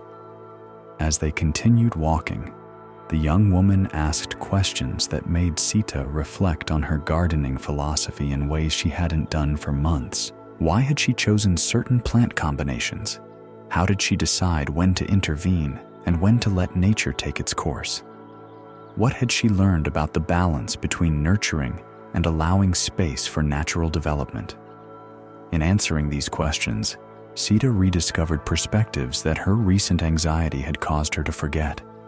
She remembered the satisfaction of watching plants find their own solutions to challenges, the joy of discovering volunteer seedlings in unexpected locations, the sense of partnership that came from working with natural processes rather than fighting against them. "I've been thinking about starting my own garden," the young woman said as their tour neared completion. "Would you be willing to share any cuttings or seeds? I would be honored to carry some of your plants to their new home." Sita felt the familiar tightening in her chest that had accompanied such requests in recent months. But now, having spent the morning seeing her garden through appreciative eyes, she also felt something else, a recognition that sharing her plants would extend their lives and influence beyond the boundaries of her own small plot. "I think that would be wonderful," she said, surprising herself with how natural the words felt. "There's a section where I've been meaning to thin some overgrown perennials. You'd actually be helping me by taking some divisions." As they selected plants and prepared cuttings, Sita found herself remembering the generous gardeners who had shared with her during her early years. She recalled how honored she had felt to receive cuttings from their prized plants, how carefully she had tended these gifts, how satisfying it had been to watch them establish themselves and eventually thrive in new soil. "These plants will have good lives in your garden," she told the young woman as they wrapped roots in damp cloth and secured stems for transport. "They're ready for new adventures." That evening, as Sita walked through her garden in the gentle light before sunset, she saw it differently than she had in months. Instead of focusing on every imperfection, every sign of aging or seasonal stress, she allowed herself to appreciate the overall health and beauty that remained despite her recent overmanagement. The prize rose, though no longer in its absolute prime, was still producing beautiful blooms and showed signs that it would continue doing so for seasons to come. The areas where she had been fighting natural succession were finding their own balance, creating effects that were different from what she had planned, but often more interesting than her original vision. Most importantly, the garden felt alive again in a way it hadn't for months, without the constant intervention and anxiety that had characterized her recent approach. The plants seemed to be settling back into their natural rhythms, responding to seasonal cues rather than daily management decisions. Over the following weeks, Sita gradually reduced the intensity of her care, allowing plants more autonomy while maintaining the supportive attention they genuinely needed. She discovered that many of the problems she had been fighting so desperately resolved themselves when she stopped intervening constantly and gave the plants space to develop their own responses. The young woman sent letters from her new home, reporting on how the shared plants were establishing themselves in different soil and climate conditions. Some were thriving exactly as expected. Others were adapting in surprising ways, and all were contributing to a garden that would carry forward the beauty and wisdom that had been freely shared. Let your shoulders soften now, often. Feel your breath moving gently through your body, requiring no effort or control from you. Notice how rest comes naturally when you allow it, without forcing or managing the process. This story shows us how love can become possession when fear of loss overtakes trust in natural processes. Sita discovered that holding too tightly to what we cherish often damages the very thing we seek to preserve. The Buddha taught that attachment, even to beautiful things we have nurtured, creates suffering when it prevents natural growth and change. When we learn to care without controlling, to nurture without possessing, we allow what we love to flourish in ways that extend beyond our individual grasp. In our own lives, we may find ourselves gripping tightly to relationships, achievements, or circumstances, believing that our constant vigilance is what keeps them safe. But sometimes the greatest act of love is learning to hold with open hands, trusting that what truly belongs with us will remain, and what needs to grow beyond us will carry our care into new forms. Take a gentle breath now. Allow your body to settle more deeply into rest. Feel yourself held by this moment, supported without any effort from you. There is nothing you need to control, nothing you need to manage. Simply be here, breathing softly. We have traveled far together tonight, through villages and workshops, gardens and mountain paths. We have met people whose struggles mirror our own, the weight of impatience, the burden of endless demands, the exhaustion that comes from forcing outcomes, the fear of letting go. Each story has shown us a different face of the same fundamental teaching. That wisdom lies in recognizing when our efforts serve growth and when they create suffering. We saw how Naveen's rushing of bamboo's natural timing destroyed what could have been valuable harvest, teaching us that potential and readiness are not the same thing. We walked with Kavya as she learned to distinguish between love and extraction, discovering that true generosity sometimes requires setting boundaries rather than giving endlessly. We watched Priya transform from someone trapped by her own capabilities into someone who understood the difference between strength and force, between sustainable effort and exhausting compulsion. Through Arjun's gates, we learned that completion and perfection are not identical, that work can be excellent while remaining practical and purposeful. And in Sita's garden, we discovered how love can become possession when fear overtakes trust, how holding too tightly destroys the very thing we seek to preserve. All of these teachings point to a deeper truth that the Buddha recognized 25 centuries ago, that suffering often comes not from what happens to us, but from how we relate to what happens to us. When we demand that timing bend to our will, that others give without limits, that our efforts produce maximum results regardless of cost, that our work achieve impossible perfection, that what we love remain unchanged by natural processes, we create friction with reality that exhausts both ourselves and those around us. But there is another way, a way of engaging with life that honors both effort and acceptance, both caring and letting go, both striving and resting. This middle way does not ask us to become passive or indifferent, but to learn the wisdom of appropriate response, knowing when to act and when to wait, when to give and when to preserve, when to push and when to yield. In your own life, you may recognize these patterns we have explored together. Perhaps you have felt the frustration of projects that resist your timeline, relationships that cannot meet your expectations, goals that seem to require more energy than you have to give. Perhaps you have experienced the exhaustion that comes from holding so tightly to what you love that you forget to enjoy it, or the emptiness that follows achieving something through force rather than flow. These experiences are not failures, but teachers, offering the same lessons that Naveen learned in the bamboo forest, that Kavya discovered in her confrontation with endless demands, that Priya found through learning sustainable rhythms, that Arjun recognized when he released his gates into their intended purpose, that Sita understood when she allowed her garden to share itself with the world. The deepest truth is that we are already whole, already enough, already connected to sources of wisdom and strength that do not require our constant management to remain available to us. Like the breath that flows through your body without your conscious direction, like the heart that beats without your deliberate control. The most essential aspects of life operate through rhythms that support us when we learn to trust them rather than trying to micromanage their function.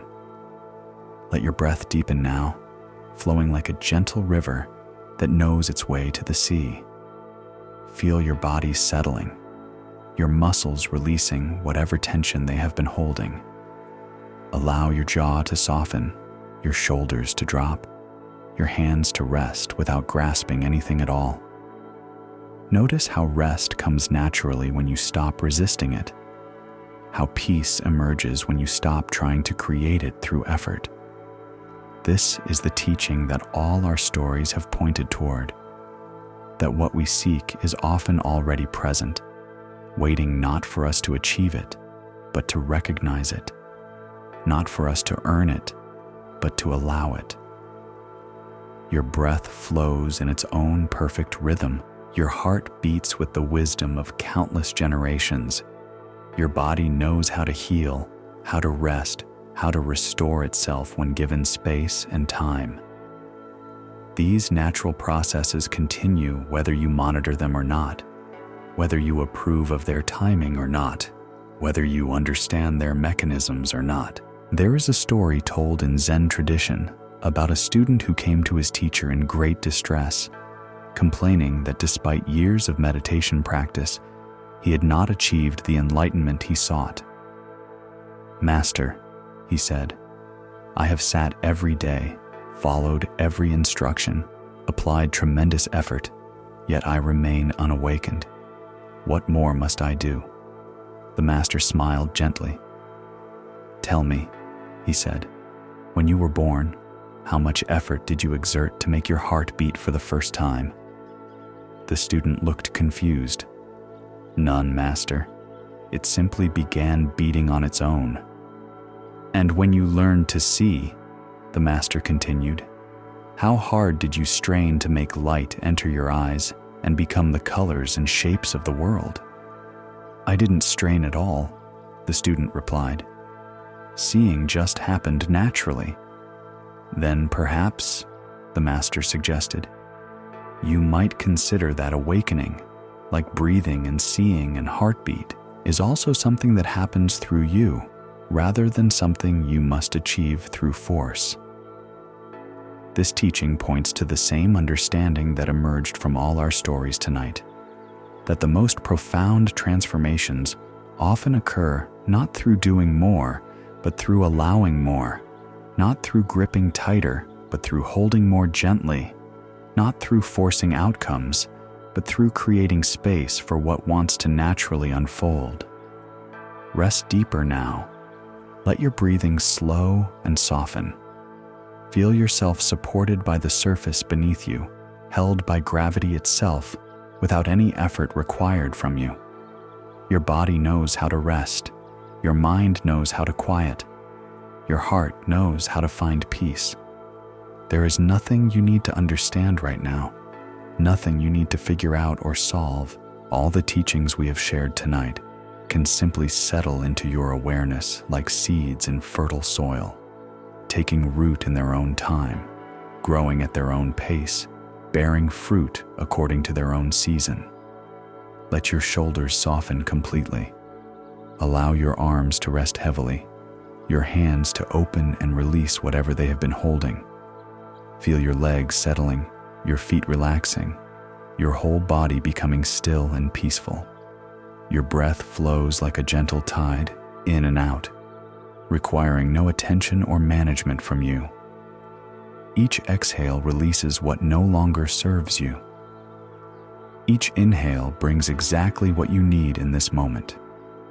This rhythm continues, whether you follow it with your mind or not, whether you trust it or not, whether you understand it or not.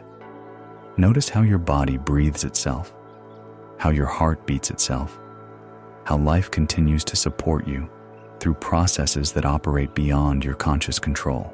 This same wisdom that governs breath and heartbeat also knows how to guide you through challenges that seem impossible, through changes that feel overwhelming, through losses that appear unbearable. The answers you seek are not separate from you, requiring desperate searching to discover. They arise from the same source as breath and heartbeat, available in each moment when you create space to listen rather than striving to grasp. Let your forehead smooth, your eyes soften behind closed lids. Allow your jaw to release completely, your tongue to rest gently in your mouth. Feel your neck lengthening as tension melts away, your throat opening as you exhale old worries and breathe in fresh peace. Your chest rises and falls with the easy rhythm of someone who has found their way home after a long journey. Your ribs expand and contract like gentle waves washing onto a peaceful shore. Your heart beats steadily, faithfully, sending life through every cell of your body without requiring instructions or encouragement from your conscious mind. This is how life can be lived, with the same trust that allows your heart to beat, with the same ease that permits your lungs to breathe, with the same natural rhythm that governs tides and seasons and the turning of the earth itself. Let your belly soften completely, releasing any holding or bracing you have carried there. Allow your lower back to settle, your hips to rest heavily. Feel your legs becoming loose and warm, your knees releasing, your ankles and feet growing still and peaceful. You are held by forces much larger than your individual will, by gravity, by the earth itself, by the vast web of life that supports every breath you take, every beat of your heart, every moment of your existence. You can trust these forces as completely as you trust your breath to flow and your heart to beat. There is nowhere you need to go right now, nothing you need to accomplish, no one you need to become. This moment is complete, exactly as it is. You are complete, exactly as you are. Everything you need for peace is already present, already available, already functioning perfectly through systems too ancient and wise to require your management.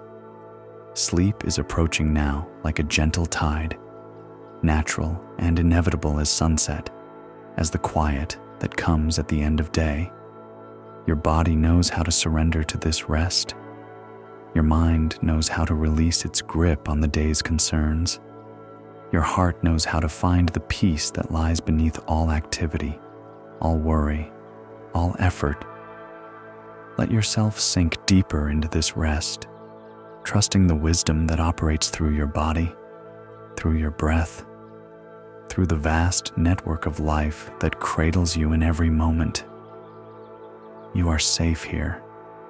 You are held here. You belong here.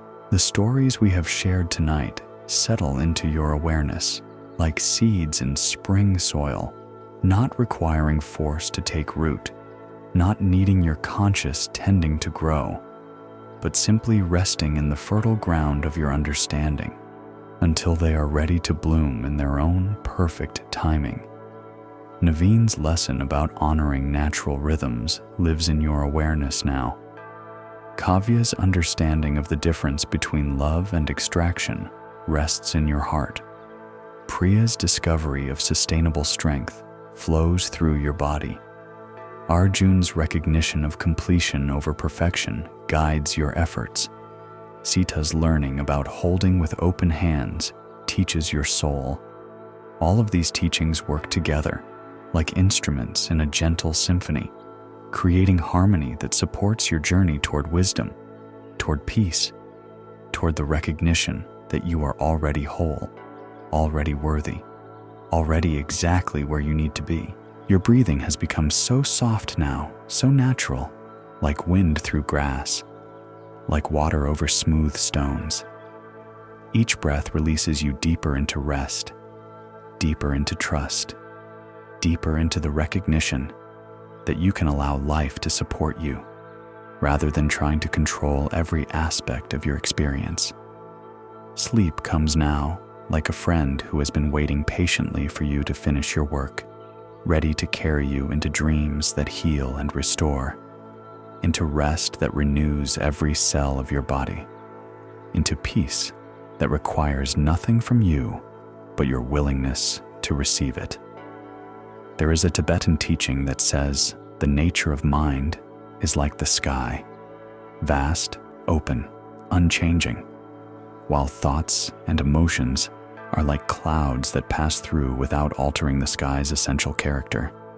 Tonight, you can rest in that sky-like awareness, letting all the clouds of worry and effort drift away, leaving only the spacious peace that is your true nature. Your body settles deeper with each breath, sinking into rest like a stone settling into still water, finding its natural place without effort or struggle. Your mind grows quiet like a lake at dawn, reflecting everything without being disturbed by anything, holding all experiences lightly. The night air holds you gently. The earth supports you completely. The vast cosmos continues its ancient dance, keeping you safe in the rhythm of stars and planets, in the cycle of seasons, in the flow of time that carries all beings toward rest, toward peace, toward home. Let everything soften now. Let everything slow. Let everything settle into the deep quiet that exists at the center of all activity, the profound stillness that underlies all movement, the perfect peace that is always present beneath the surface of even the busiest days. You are drifting now like a leaf on a gentle stream, carried by currents much wiser than individual will, much more reliable than personal effort, much more loving than any force you could generate through trying. Trust these currents. They know the way to perfect rest. Sleep well, and thank you for joining us at Sleepy Monk. In the quiet hours before dawn, when the world holds its breath between night and day, there is a village where the sound of wooden wheels on stone pathways marks the rhythm of simple lives lived close to the earth. Here, in a house where oil lamps cast golden circles on whitewashed walls, lived an old woman named Devi, whose hands had grown wise through decades of kneading bread, whose eyes had learned to read the subtle signs that distinguish good flour from poor, fresh yeast from tired. Devi had been the village baker for more years than most residents could remember. Her bread sustained families through lean seasons and celebrations alike. Her ovens warmed gathering places during cold months.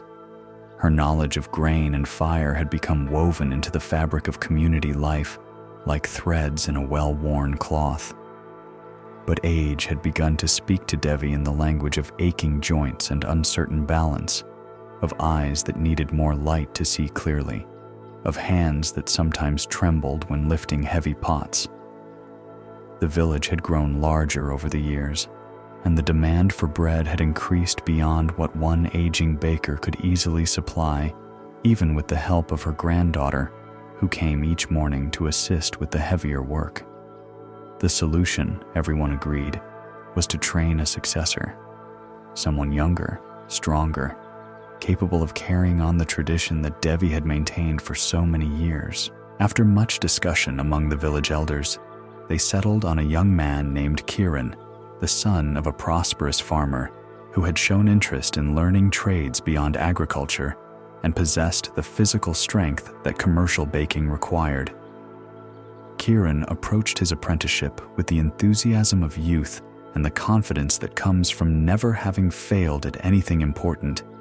He had been successful at everything he had attempted. His father's crops flourished under his care. His carpentry projects were admired for their precision and durability. His ability to organize work and manage time had earned him respect among his peers. "I'm ready to learn everything," Kiran told Devi on his first morning in the bakery. "I want to master every technique, understand every secret, become as skilled as you are." Devi smiled at his eagerness, recognizing in his bright energy the same enthusiasm she had brought to her own learning decades earlier. "We will begin with the simplest bread," she said, gesturing toward the ingredients laid out on the wooden table that had served her for 30 years. White flour, water, salt, yeast, nothing complicated. Kiran nodded, but she could see in his expression a flicker of disappointment that they were starting with something so basic.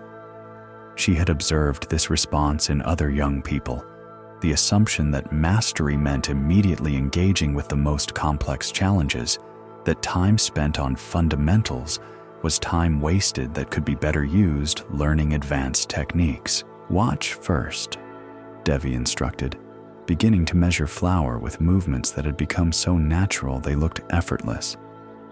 "See how the flour feels in your hands, how it pours, how it settles. Each batch is different, even from the same sack. You must learn to read these differences. She demonstrated the mixing process, showing how water should be added gradually, how the dough should look at different stages of development, how to recognize when the gluten had formed properly by the way the dough felt under her palms.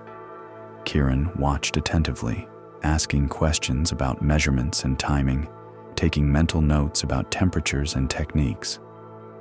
When Devi invited him to try making his own batch, he approached the task with systematic precision, measuring each ingredient carefully and following her instructions exactly.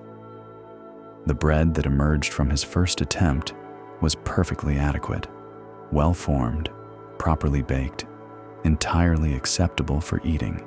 But Devi noticed something in Kiran's expression as he examined his work, a dissatisfaction that puzzled her given the success of his initial effort. "It's just bread," he said, more to himself than to her. "It's fine, but it's nothing special. When will I learn to make the kinds of bread that people remember, that they talk about?" "This is that bread," Devi said gently. "People have been talking about this exact recipe for generations. It has fed families, celebrated festivals, marked important moments in countless lives." Kiran looked unconvinced. "But surely you have secret techniques, special ingredients, advanced methods that create something more remarkable than this basic loaf." Over the following weeks, Devi introduced Kiran to various types of bread, richer loaves that included eggs and butter, sweetened versions for special occasions, hearty grain breads that incorporated seeds and nuts. Kiran mastered each recipe quickly. His natural aptitude for learning and his careful attention to detail producing consistent results that met every standard of quality she set. But with each new technique he learned, Kiran seemed to grow more restless rather than more satisfied.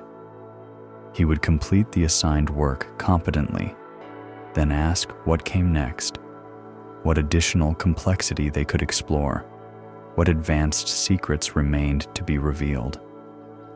"I feel like I'm missing something," he confided to Devi after several weeks of steady progress.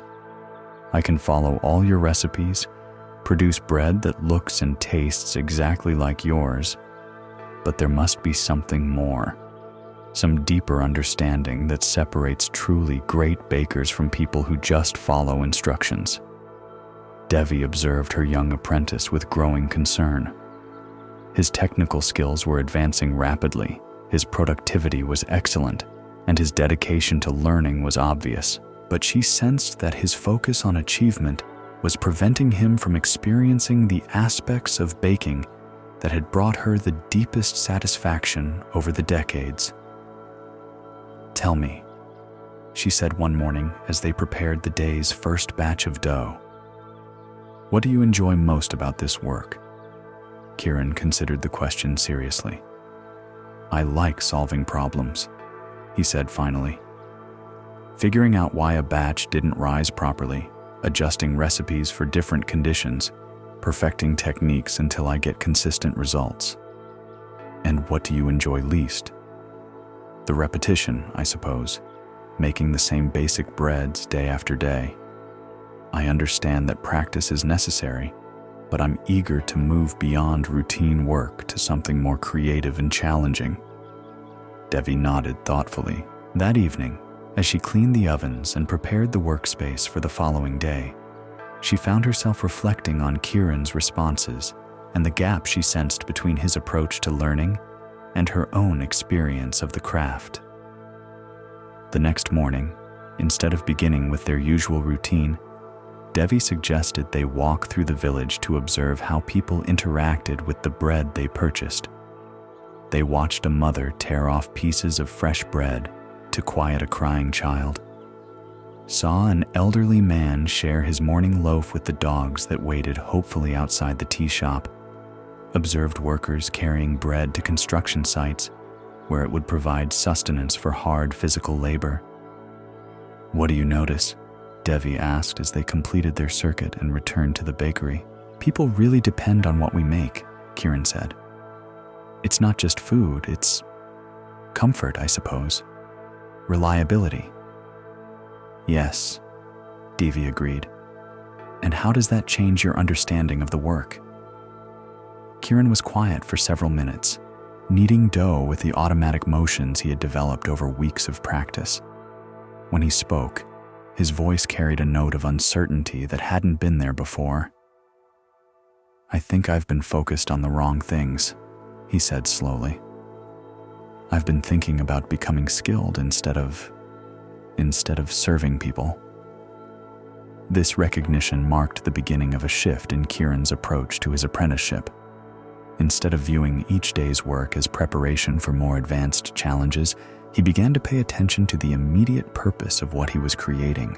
He started noticing which customers preferred their bread softer or crustier, which families bought larger loaves for big households, which elderly people needed bread cut into smaller portions for easier handling. But this awareness also brought unexpected difficulties. Where he had previously felt satisfaction in achieving technical proficiency, Kiran now found himself acutely conscious of the responsibility involved in feeding people day after day.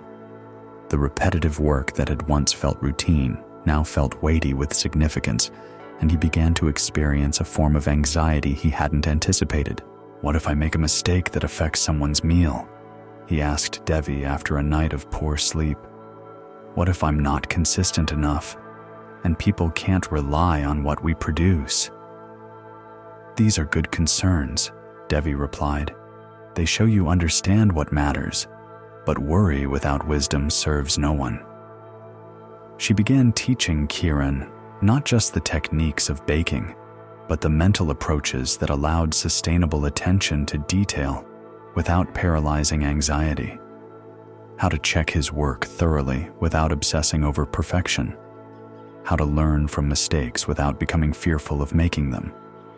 How to maintain standards while accepting that no human effort produces identical results every time. The goal is not to never make mistakes, she explained as they shaped loaves for the morning rush. The goal is to pay attention in ways that make mistakes rare and to respond skillfully when they occur.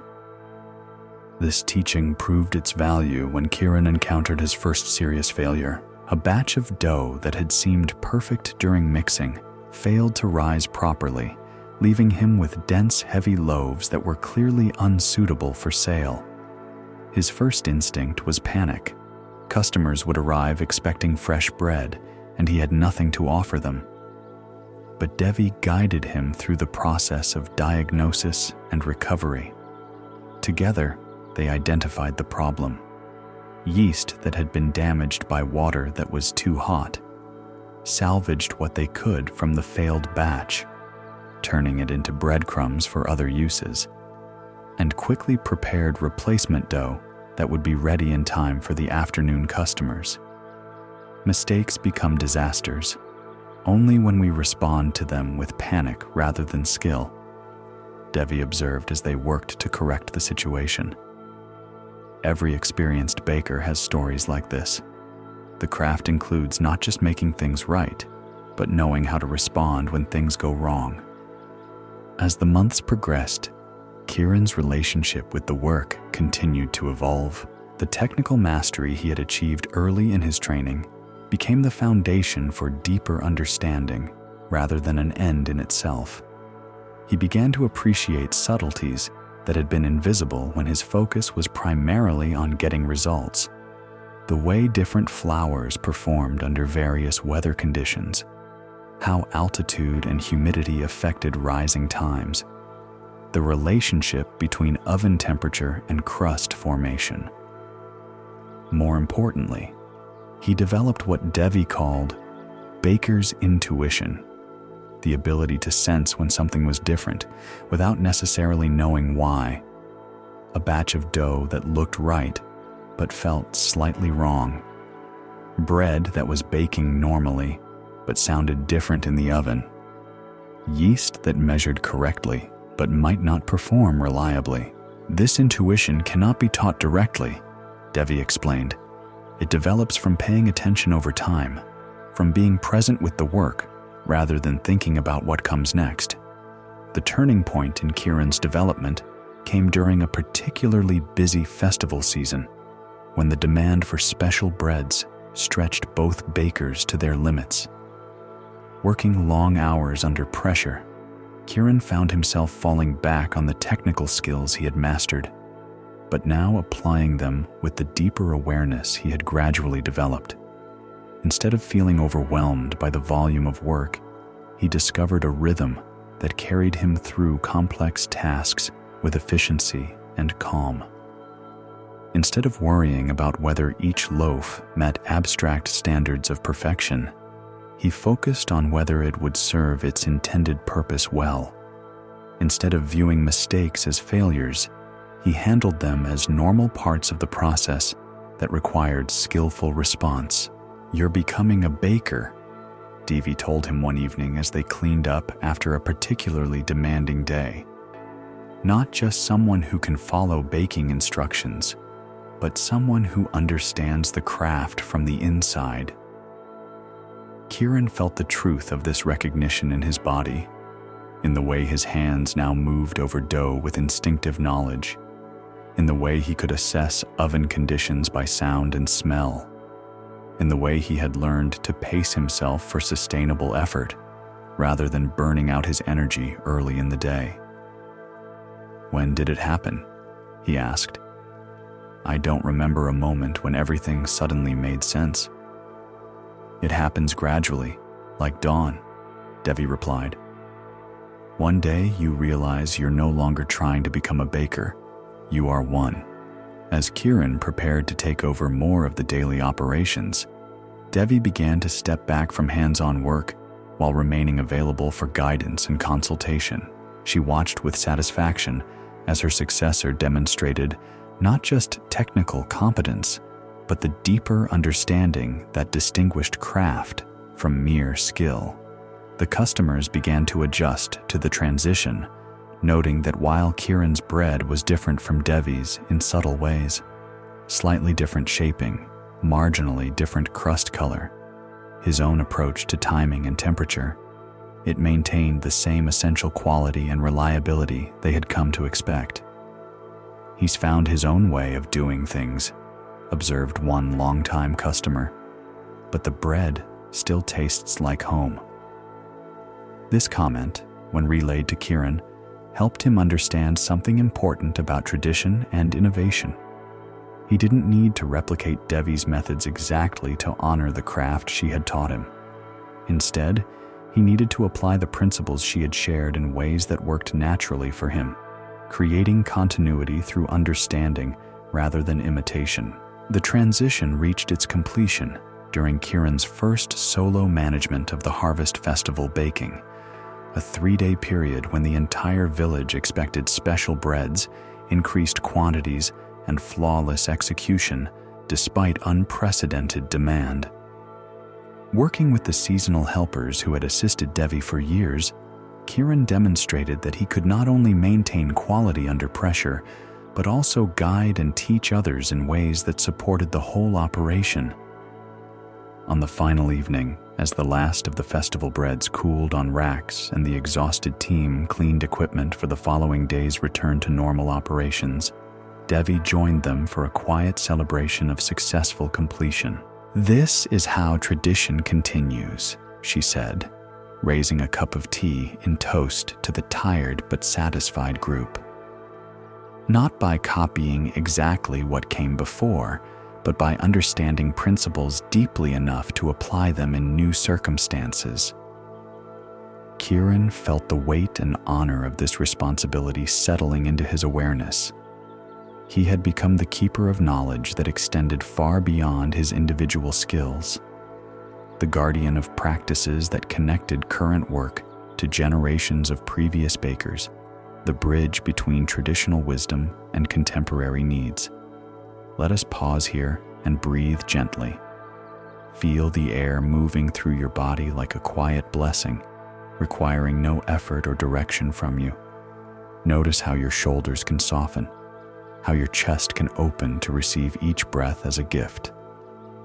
Rest in this moment of simple being, This story shows us how true mastery comes not from acquiring techniques, but from developing relationship with our work that serves purposes larger than personal achievement.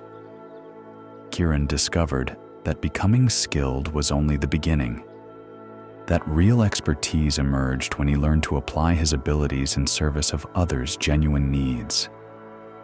The Buddha taught that all accomplishment becomes meaningful only when it connects us more deeply to the web of interdependence that sustains all life. When we move beyond seeking individual mastery to understanding our role in serving the whole, our work becomes a form of practice that transforms both ourselves and those we serve. In our own lives, we may recognize Kiran's journey from technical competence toward deeper understanding, from focusing on our own development to recognizing how our skills can serve others. True expertise ripens when we stop trying to prove our abilities and start using them to meet the real needs that surround us. There is another teaching about how the desire to help can become its own form of attachment, and how genuine service sometimes requires the courage to step back, rather than always stepping forward. Let us explore a story of a healer who learned the difference between healing others and needing to be needed. In a valley where hot springs rose from the earth like prayers made visible, carrying minerals that eased pain and restored vitality to bodies worn by work and worry, there lived a woman named Kamala, whose knowledge of healing herbs and therapeutic waters had made her the person that others sought when conventional remedies failed to bring relief.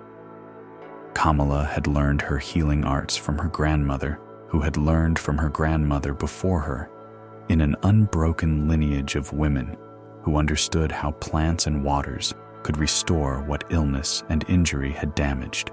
But where her ancestors had practiced their skills within the natural limits of what any individual could reasonably provide, Kamala had gradually expanded her availability until she could hardly remember the last time she had refused a request for help. Her days began before sunrise with preparation of herbal preparations for the chronic conditions that required ongoing treatment. Patients would arrive at her door throughout the morning, some traveling from distant villages to consult with the healer, whose reputation had spread throughout the region. Afternoons were spent gathering fresh herbs, preparing new remedies, and visiting those too ill or elderly to make the journey to her home. Evenings found Kamala studying her grandmother's notes and experimenting with new combinations of treatments, trying to find more effective solutions for the difficult cases that conventional approaches had failed to help. She would often work by lamplight until exhaustion forced her to sleep, only to rise again before dawn to begin another day of responding to others' needs. The pattern had developed gradually, almost imperceptibly, as such patterns often do. A reputation for success had brought more patients, which had led to longer hours, which had created greater expertise through experience, which had attracted even more difficult cases. Each expansion of her practice had felt natural and justified. She had the skills to help.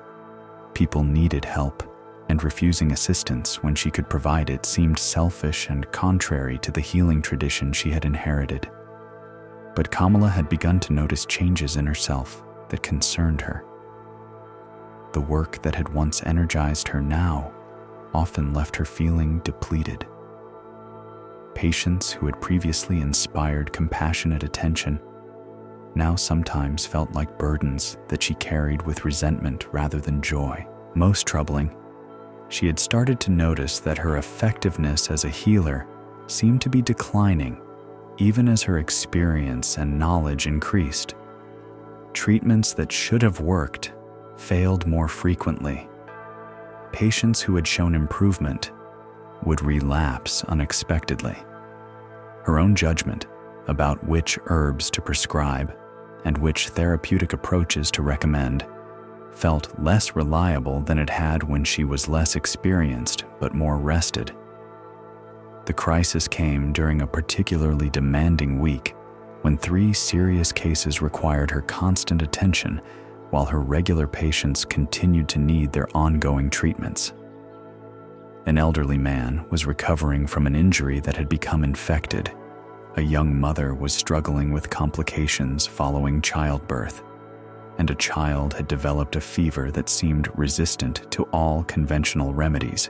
Kamala found herself moving between these critical patients while trying to maintain her normal schedule of routine consultations and herbal preparations.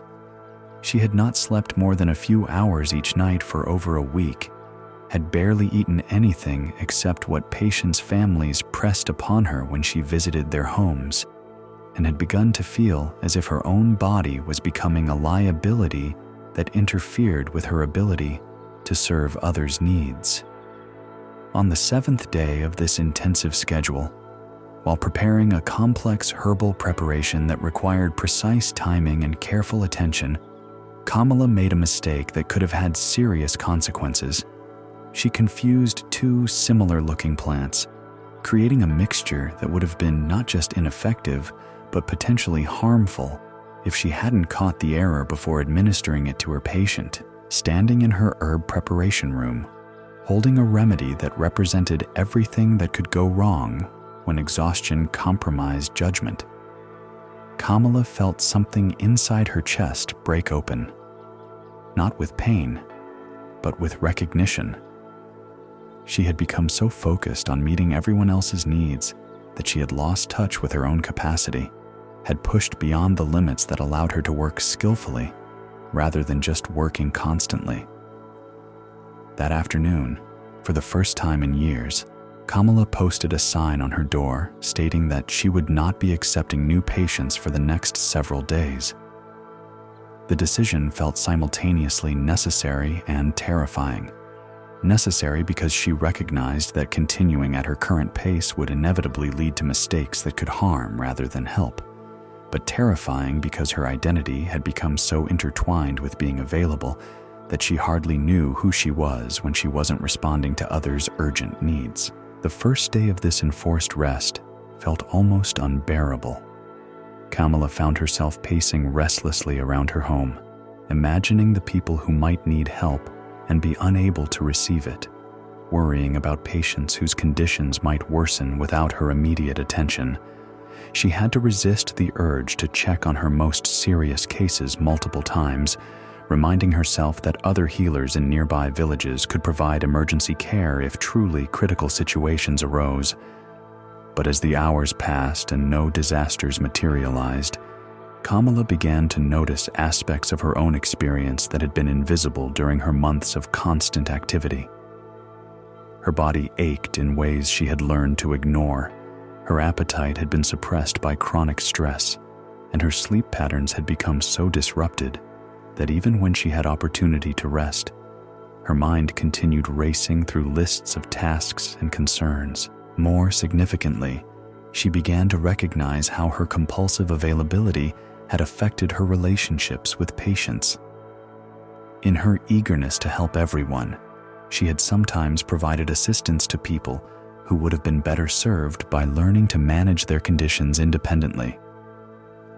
Her constant availability had created dependencies rather than empowerment, had made some patients reliant on her interventions rather than helping them develop their own resources for maintaining health. On the 3rd day of her rest period, an older healer named Vasant arrived at Kamala's door. She knew him by reputation, a practitioner whose skill was legendary, but who was known for accepting only a limited number of patients and maintaining strict boundaries around his availability. "I heard you were taking some time for restoration," Vasant said when she invited him in for tea. "I thought you might appreciate some conversation with someone who has walked a similar path."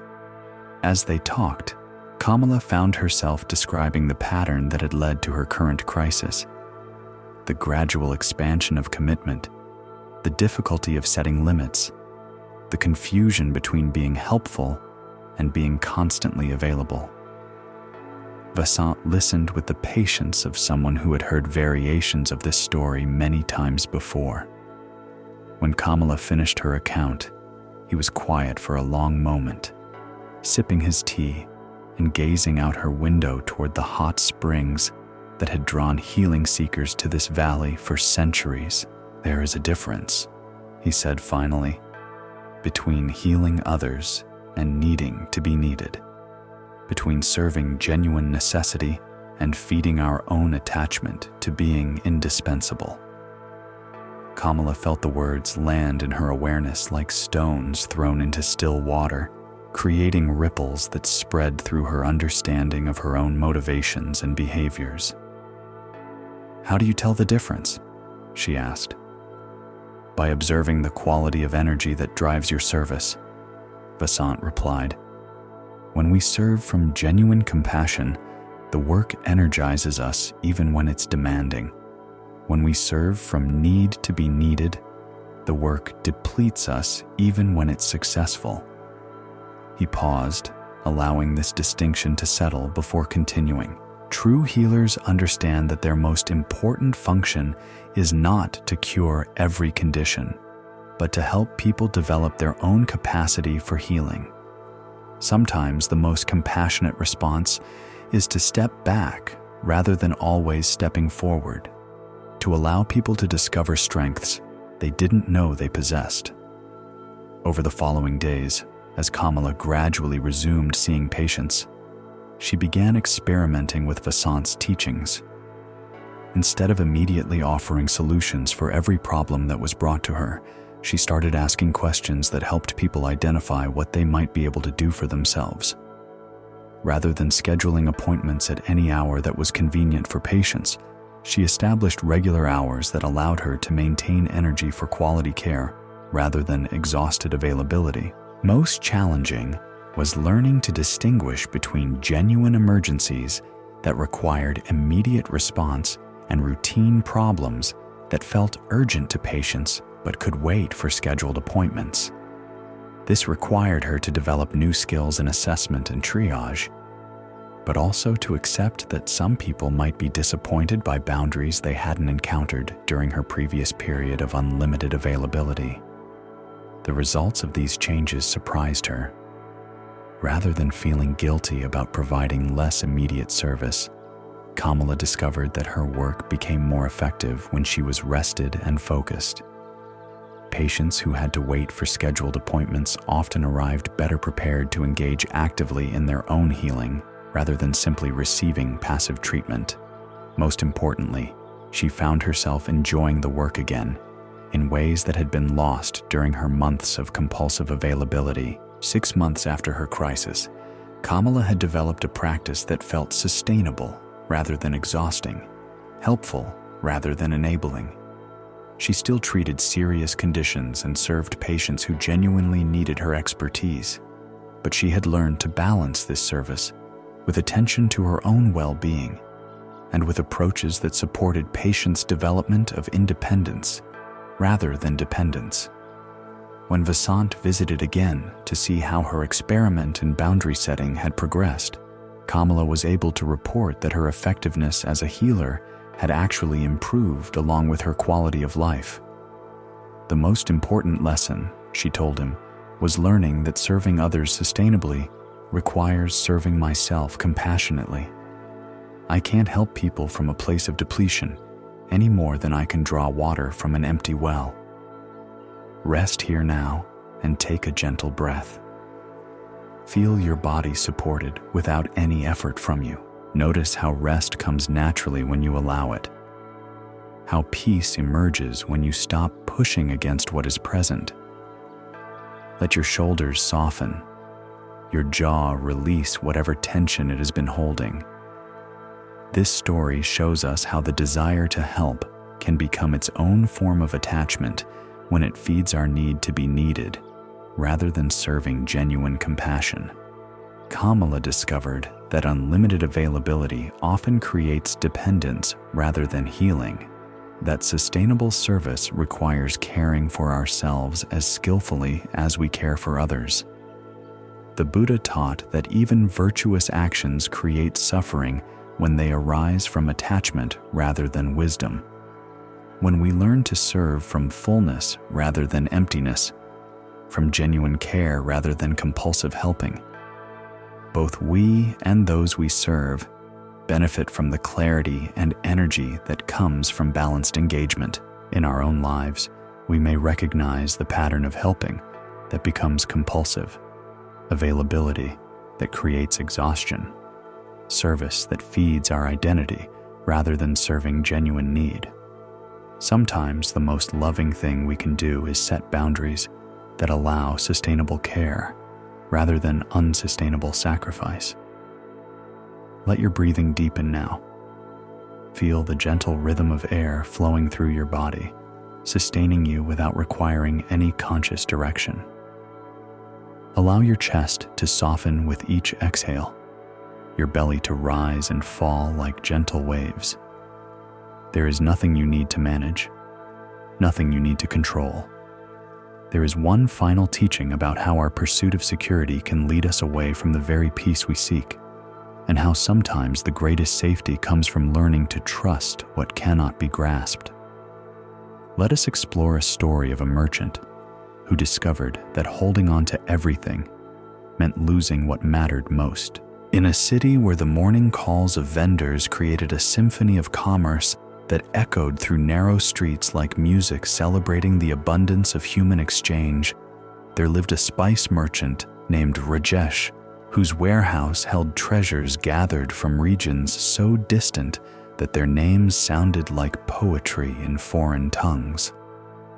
Cardamom from mountain valleys where mist clung to terraced gardens, saffron from high plateaus where purple flowers bloomed for only brief seasons, pepper from coastal regions where monsoon rains fed ancient spice trees. Rajesh had built his business through careful attention to quality and fair dealing, establishing relationships with suppliers who trusted him to honor agreements and customers who relied on him for spices that would enhance their cooking and their lives. His warehouse was organized with the precision of someone who understood that proper storage meant the difference between spices that retained their potency and those that lost their essence to time and careless handling. But success had brought with it a growing anxiety that Rajesh found difficult to acknowledge, even to himself. The more valuable his inventory became, the more he worried about protecting it from the various threats that could destroy a lifetime of careful accumulation. Fire could consume his warehouse in hours. Theft could strip away his most precious stock overnight. Market fluctuations could render valuable spices worthless if political situations disrupted trade routes or weather patterns damaged harvests. These concerns had led Rajesh to implement increasingly elaborate security measures and risk management strategies. He had installed locks and bars that turned his warehouse into something resembling a fortress. He had diversified his suppliers to avoid dependence on any single region, spreading his purchases across multiple sources, even when this meant accepting higher costs and lower profits. Most significantly, he had begun accumulating reserve stock far beyond what his business actually required, hoarding spices in quantities that exceeded any reasonable projection of demand. His reasoning was that having surplus inventory would protect him against supply disruptions, but the effect was that an increasing portion of his capital was tied up in goods that sat unused while he worried constantly about their security and condition. Rajesh's wife, Meera, watched this transformation with growing concern. She had married a man whose joy in his work was evident in his enthusiasm for discovering new spices, his pleasure in helping customers find exactly what they needed, his satisfaction in maintaining inventory that was fresh and perfectly stored. But that man seemed to be disappearing, replaced by someone whose attention was consumed by fears of loss rather than appreciation of what he possessed. "You used to tell me stories about the places where our spices came from," Meera said one evening as they shared dinner in the small room above the warehouse. "About the farmers who grew them, the merchants who transported them, the traditions that made each spice special. Now you talk only about security systems and market risks, Rajesh looked up from the ledger he had been reviewing even during their meal, a habit that had developed as his anxieties increased and his attention became divided between present experience and future concerns. "The business has grown more complex," he said. "There's more to protect now, more that could go wrong. I can't afford to be careless about security just because I used to have less to lose." "But what's the point of having so much if it makes you constantly worried about losing it?" Mira asked gently. "You're spending more energy protecting your spices than enjoying them." That night, Rajesh lay awake listening to every sound from the street below, interpreting each noise as a potential threat to his carefully guarded inventory. A cat walking across roof tiles sounded like an intruder testing the building's defenses. Wind rattling a loose shutter suggested someone attempting to force entry. Even the normal settling sounds of the old building seemed ominous in the context of his heightened vigilance. This hypervigilance had become his normal state, exhausting him physically and mentally, while providing no actual increase in security. His elaborate precautions were designed to protect against threats that existed primarily in his imagination, while the real dangers to his business, declining relationships with customers who found him increasingly difficult to work with, suppliers who were put off by his suspicious and controlling behavior, his own health suffering from chronic stress, went largely unaddressed. The turning point came during the Festival of Lights, when Rajesh's neighborhood traditionally celebrated with elaborate displays of lamps and decorations that transformed the commercial district into something magical and welcoming. In previous years, Rajesh had participated enthusiastically, decorating his warehouse and offering special spice blends to neighbors who came to admire the displays. But this year, his first thought upon seeing the festival preparations was about fire safety. The traditional oil lamps that created such beautiful effects also represented ignition sources that could spread flames to his warehouse. The crowds of visitors who usually brought joy and community connection now seemed like security risks who might notice valuable inventory and return later with criminal intentions.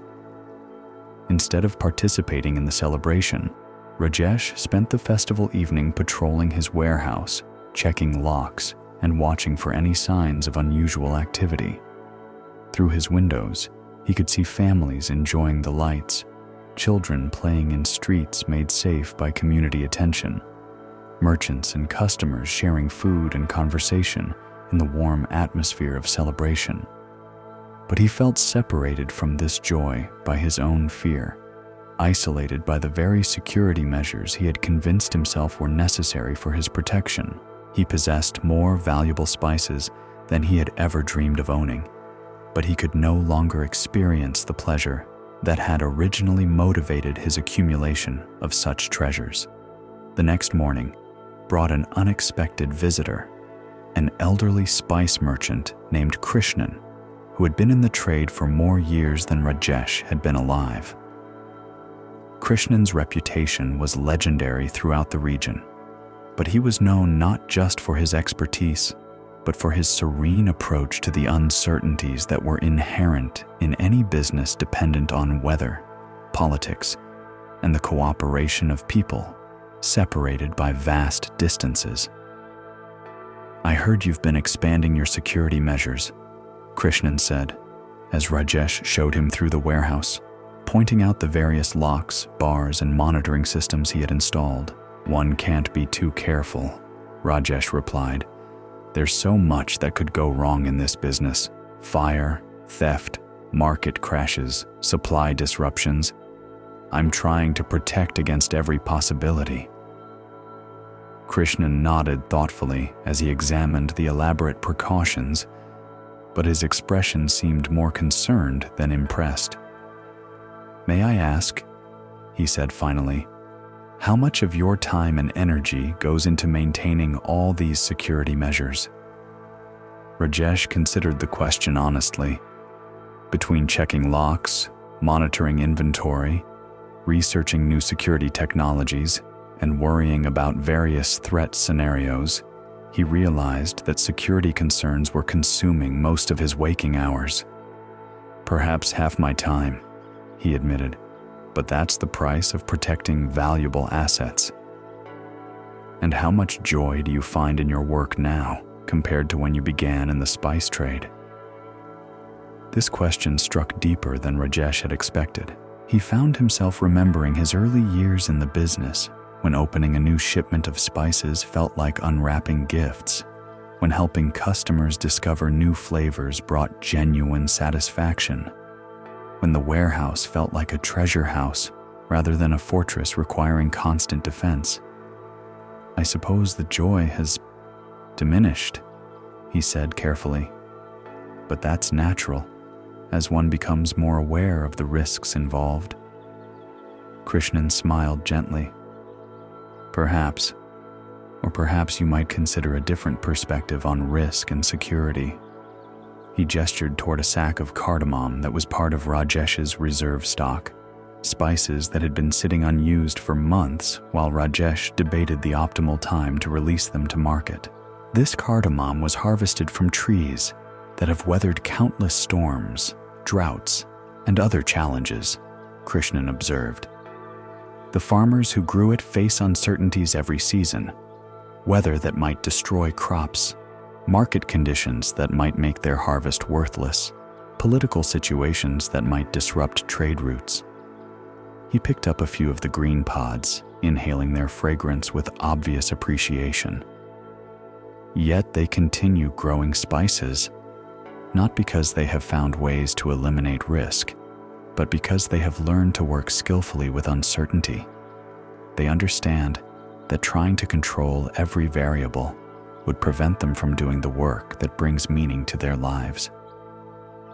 Rajesh felt something uncomfortable stirring in his chest, recognition that his attempt to eliminate uncertainty had indeed prevented him from engaging fully with the work he had once loved.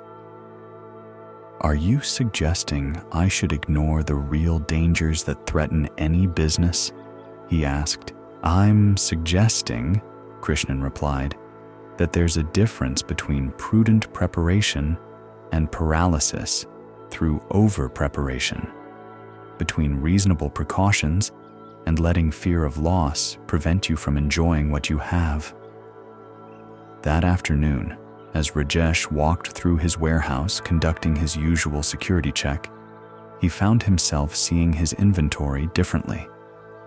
Instead of viewing each valuable spice as something that needed to be defended against potential threats, he began to notice their actual qualities, the complex fragrances that had drawn him into this trade, the rich colors that spoke to skilled cultivation and careful processing, the connections they represented to distant places and different cultures.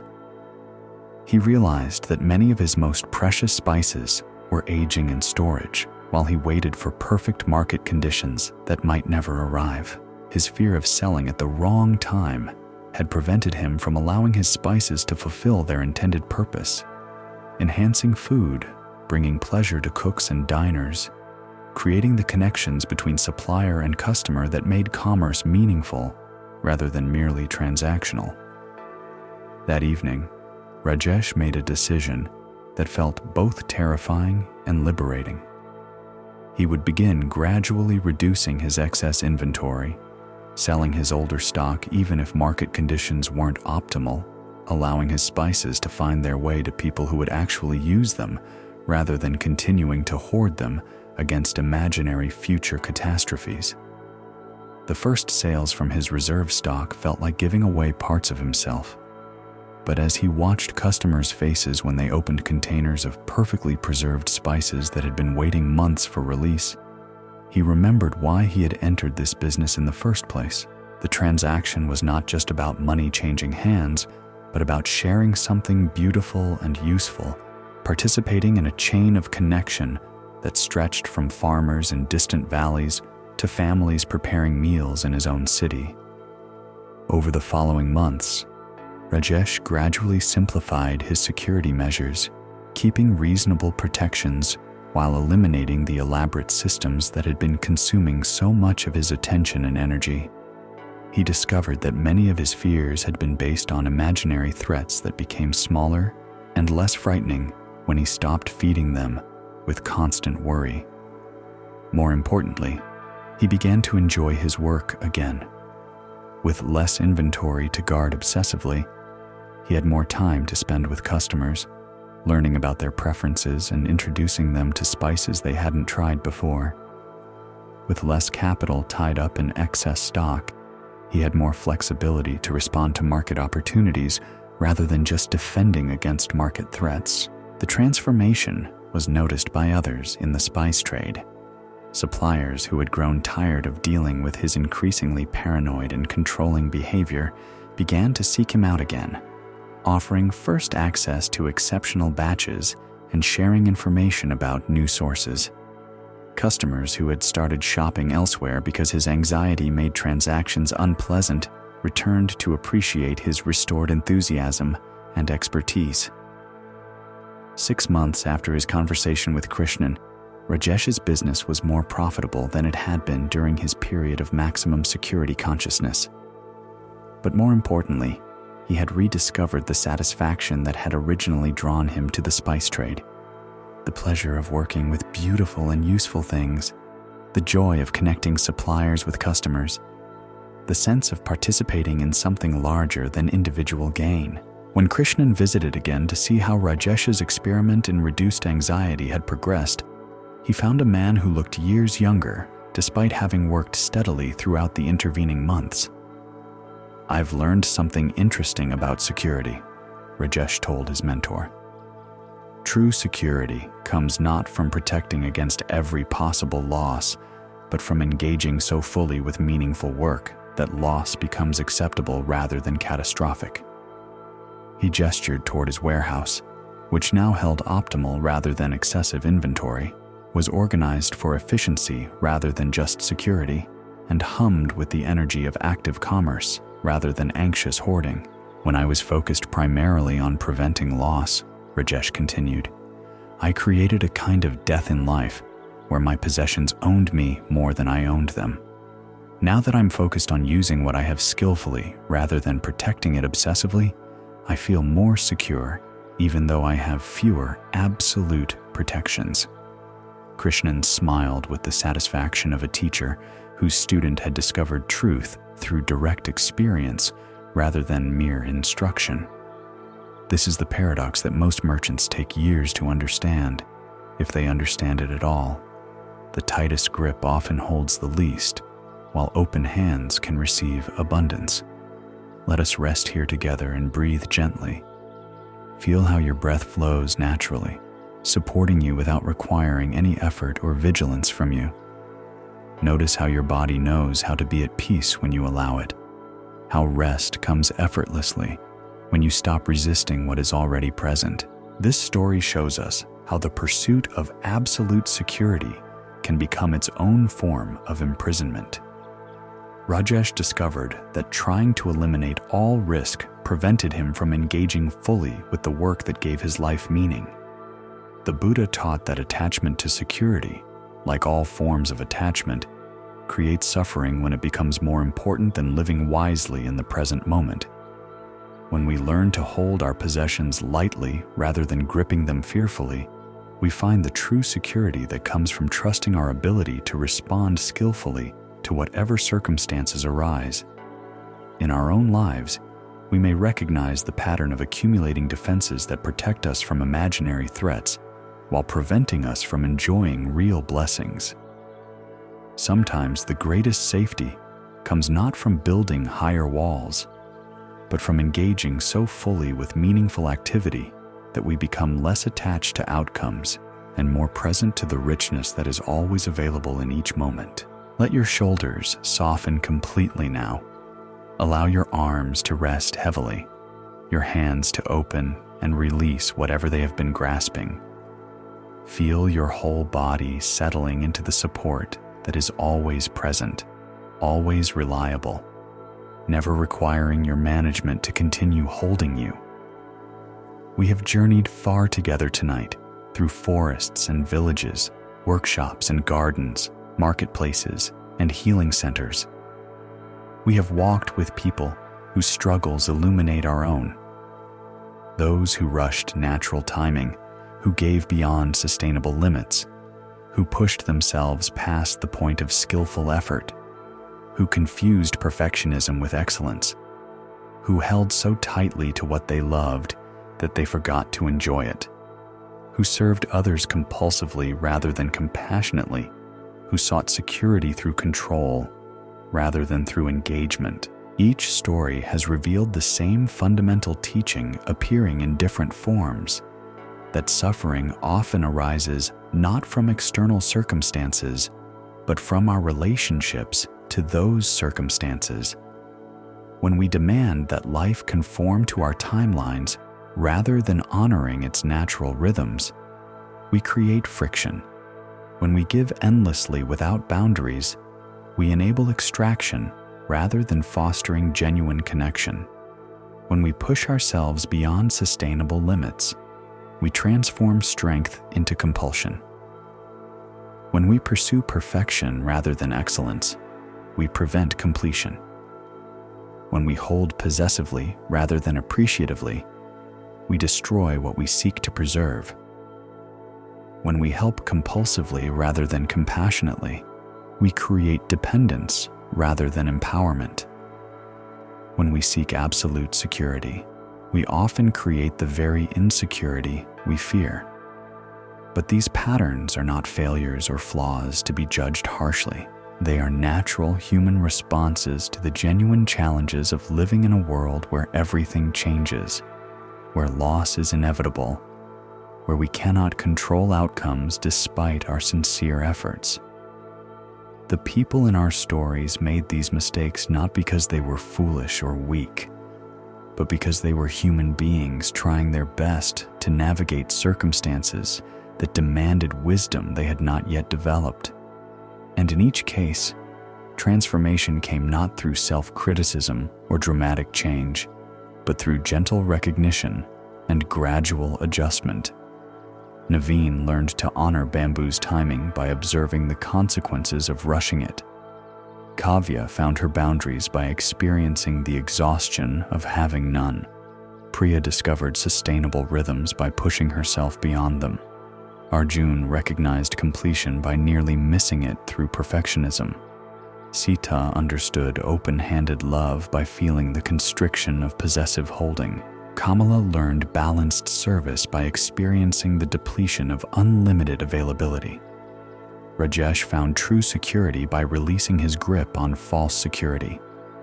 This is how wisdom develops in real life, not through sudden enlightenment or dramatic revelation, but through patient attention to the results of our choices, gentle recognition of patterns that no longer serve us, and gradual adjustment toward approaches that create more harmony and less friction.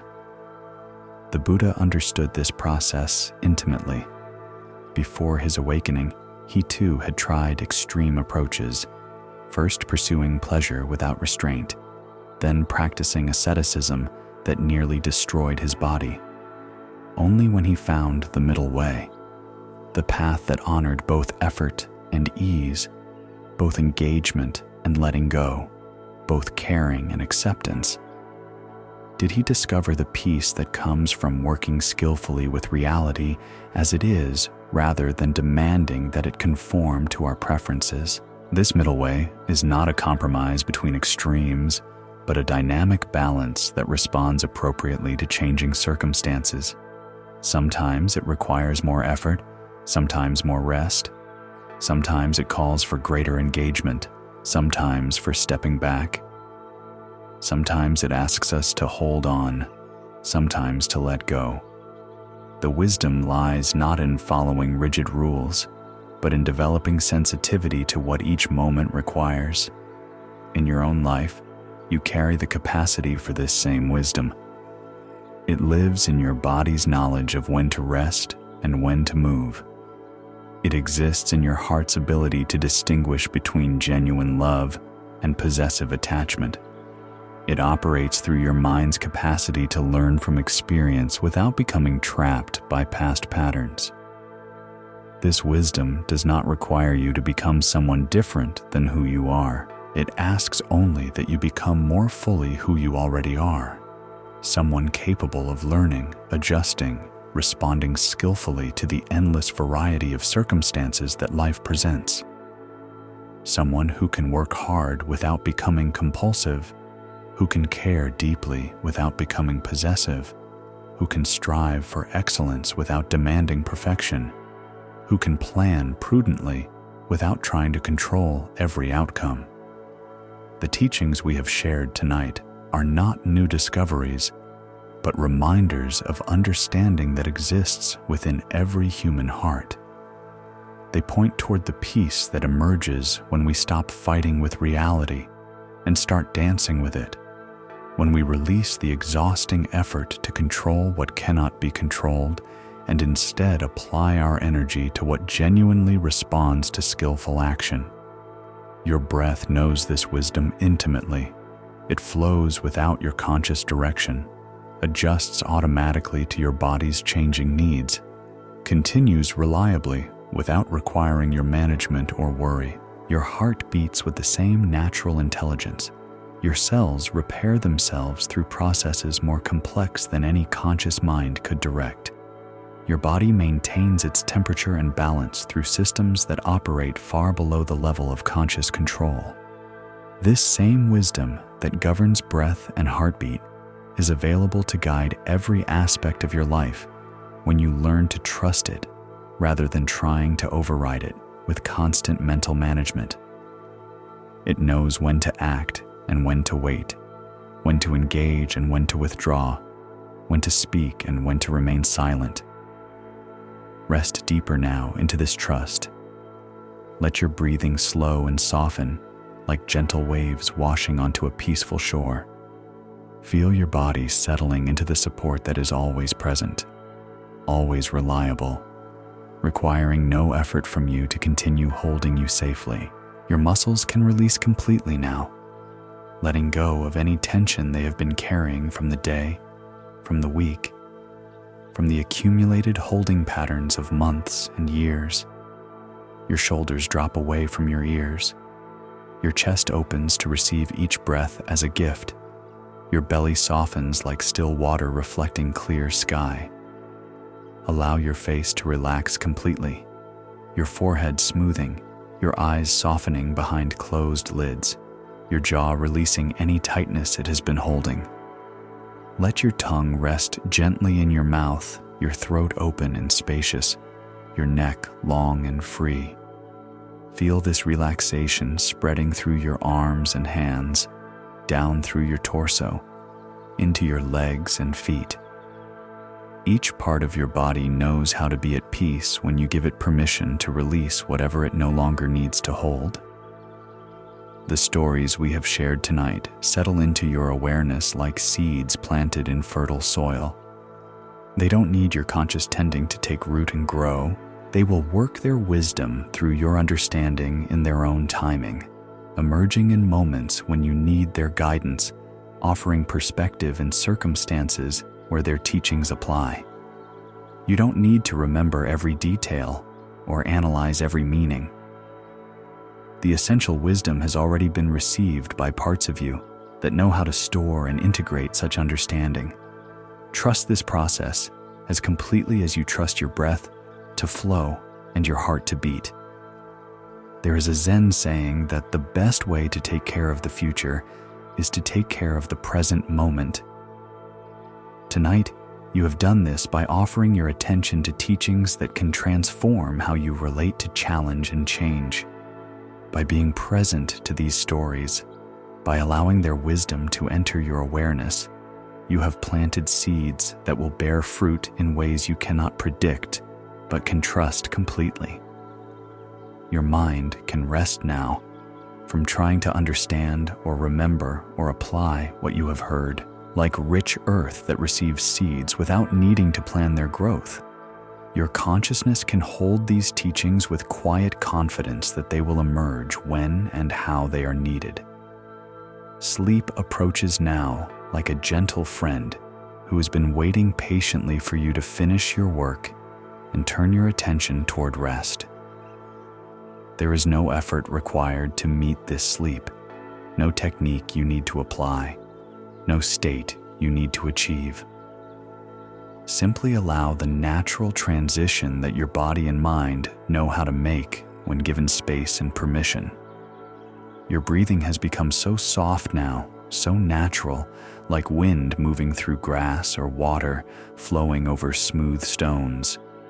Each exhale releases whatever you no longer need to carry: worries about tomorrow, regrets about yesterday, tension from trying to control what lies beyond your influence. Each inhale brings you what this moment requires: peace, rest, the quiet satisfaction of a day completed, a learning received, a step taken on the path toward greater wisdom and compassion. You are held by forces much larger and more reliable than individual will, by the earth itself, by the gravitational embrace that keeps all things in their proper places, by the vast intelligence that governs stars and seasons, and the beating of your own heart.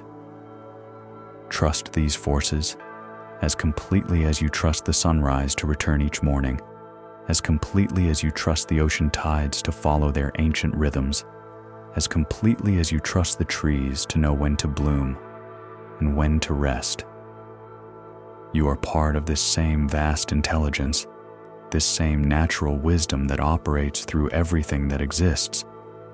You can rely on it to guide you through challenges that seem impossible, through changes that feel overwhelming, through losses that appear unbearable. The bamboo knows when it is ready to be harvested. The garden knows how to grow when held with open hands. The bread knows how to rise in its own perfect timing.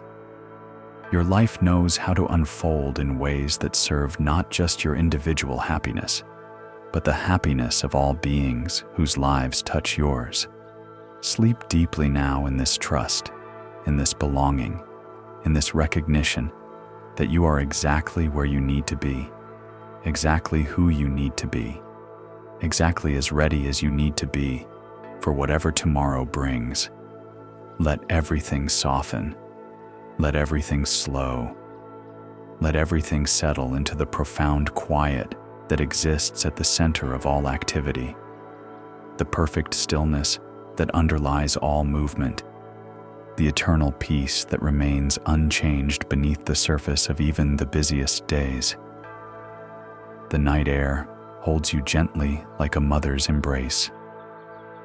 The darkness wraps around you like a soft blanket woven from starlight and silence.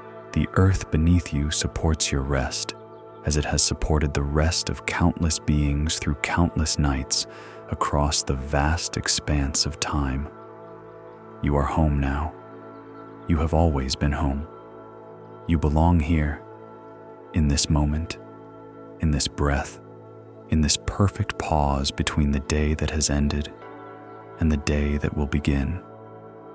Sleep well, and thank you for joining us at Sleepy Monk. May your dreams be peaceful. May your rest be complete. May you wake tomorrow with the wisdom of these teachings flowing gently through your life like clear water through a mountain stream, bringing nourishment wherever it is needed, reflecting the light of understanding wherever it flows.